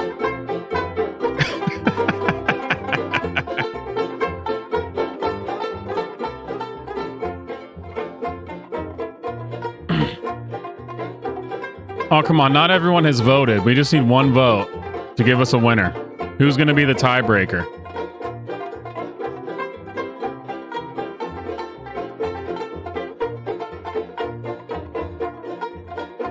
Let me see. I think I can. Just for myself, for future reference for myself. If I can. Oh, the hat stays there. How about this? Hang on. There we go. In the future, I could, so you don't feel like I'm standing there staring at you while I'm peeing.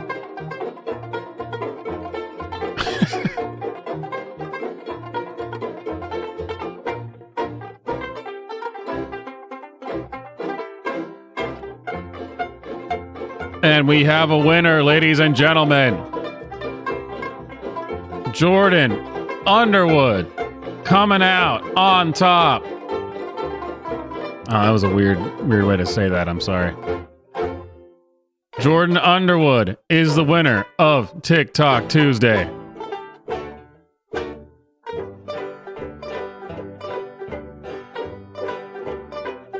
Here you go. Your body style. You know, the doctors, when Here's your winner. When I was born, some of the doctors said I had Look at it. Look at rib it. cage of a large cat. And some of the doctors said I had the heart of a lesbian. You know, I was born with a rare body style. This is your vote. This is what you've Some of the brought. doctors said I had the rib cage of a large cat. And some. This would be a really great example if I kids think it didn't was smoke and get tattoos every day in this country. I think it was a well-deserved... Wait, wait. I wasn't paying attention. Wait a minute. Smoke and get tattoos every... Wait a minute. This was unexpected. Hold on.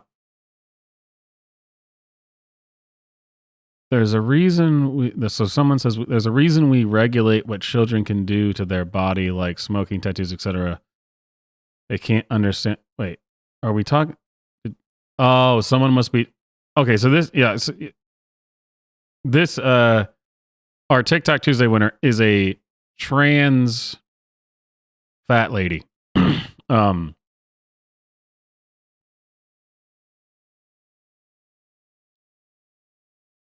I have a feeling we're going to get some deep wisdom here. This would be a really great example if kids didn't smoke and get tattoos every day in this country. These regulations you're talking about don't prevent kids from engaging in these behaviors. What they do is prevent them from engaging in them safely. As HRT for kids is being outlawed, as medical transition is being outlawed, as puberty blockers are being outlawed, what we're going to see is an increase in dangerous behaviors. Because instead of going to the parents or the pediatrician or the nurse or anyone and saying, hey, I'm interested in medically transitioning, what's going to happen is they're going to use what they have access to. There are always going to be ways to find hormones online. There's always going to be a way to find needles, and they're going to do it unsupervised. And between you and I would rather kids be doing that under the supervision of a doctor than on their own because it's been regulated out of their state. This tired old argument. It's the faux libertarian argument about people are going to do it anyway.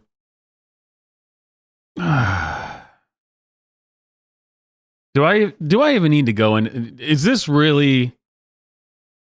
You know what? Got it. This is not relevant to TikTok Tuesday. This is the winner of TikTok Tuesday. Therefore, I will have a response to this video on Friday.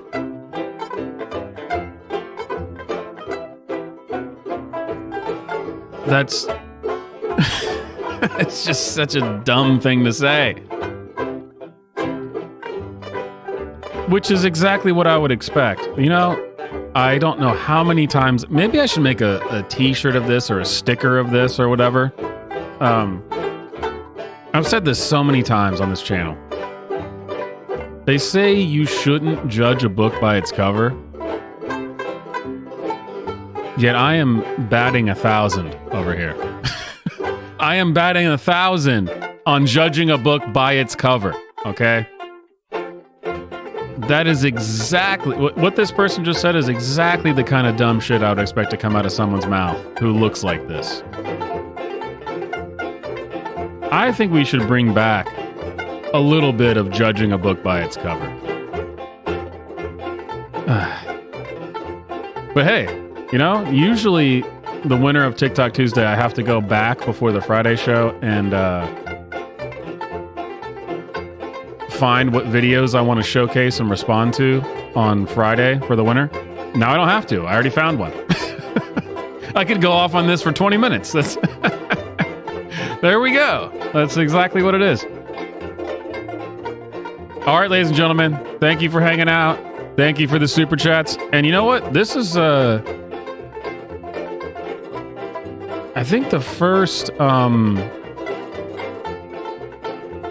TikTok Tuesday in a while where we gained some new friends throughout of this, you know? And it's the real TikTok Tuesday is the friends we made along the way. We got a few new subscribers, which is awesome. Thank you guys so much. Glad you had a good time. Glad you thought that I was a ridiculous drunken idiot, because that's what I do. That's what I'm here for. Yeah, that's great. I missed a lot last week, or I guess the last 2 weeks, from just personal issues and stuff going on.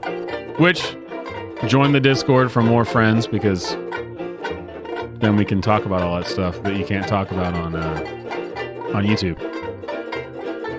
But yeah, I noticed there was a few times throughout this stream I think it was like 3 or 4 new people jumped in and got some new subscribers. That's great. It's weird when it feels like YouTube doesn't have its boot on my neck. That's very strange. I'm not used to that, you know?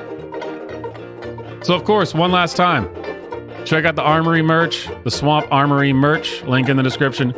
And the pint glasses will be coming out and will be available on the birthday stream, which is not this Friday, but the Friday after, June 2nd. You got to start a collection. If you missed the year one mug. I'm sorry. They're all gone.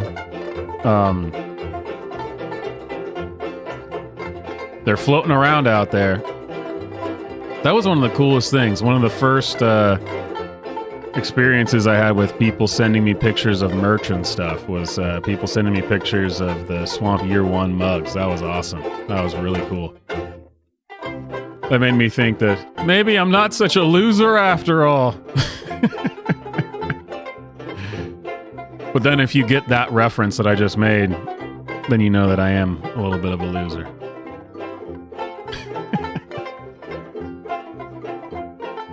All right, guys.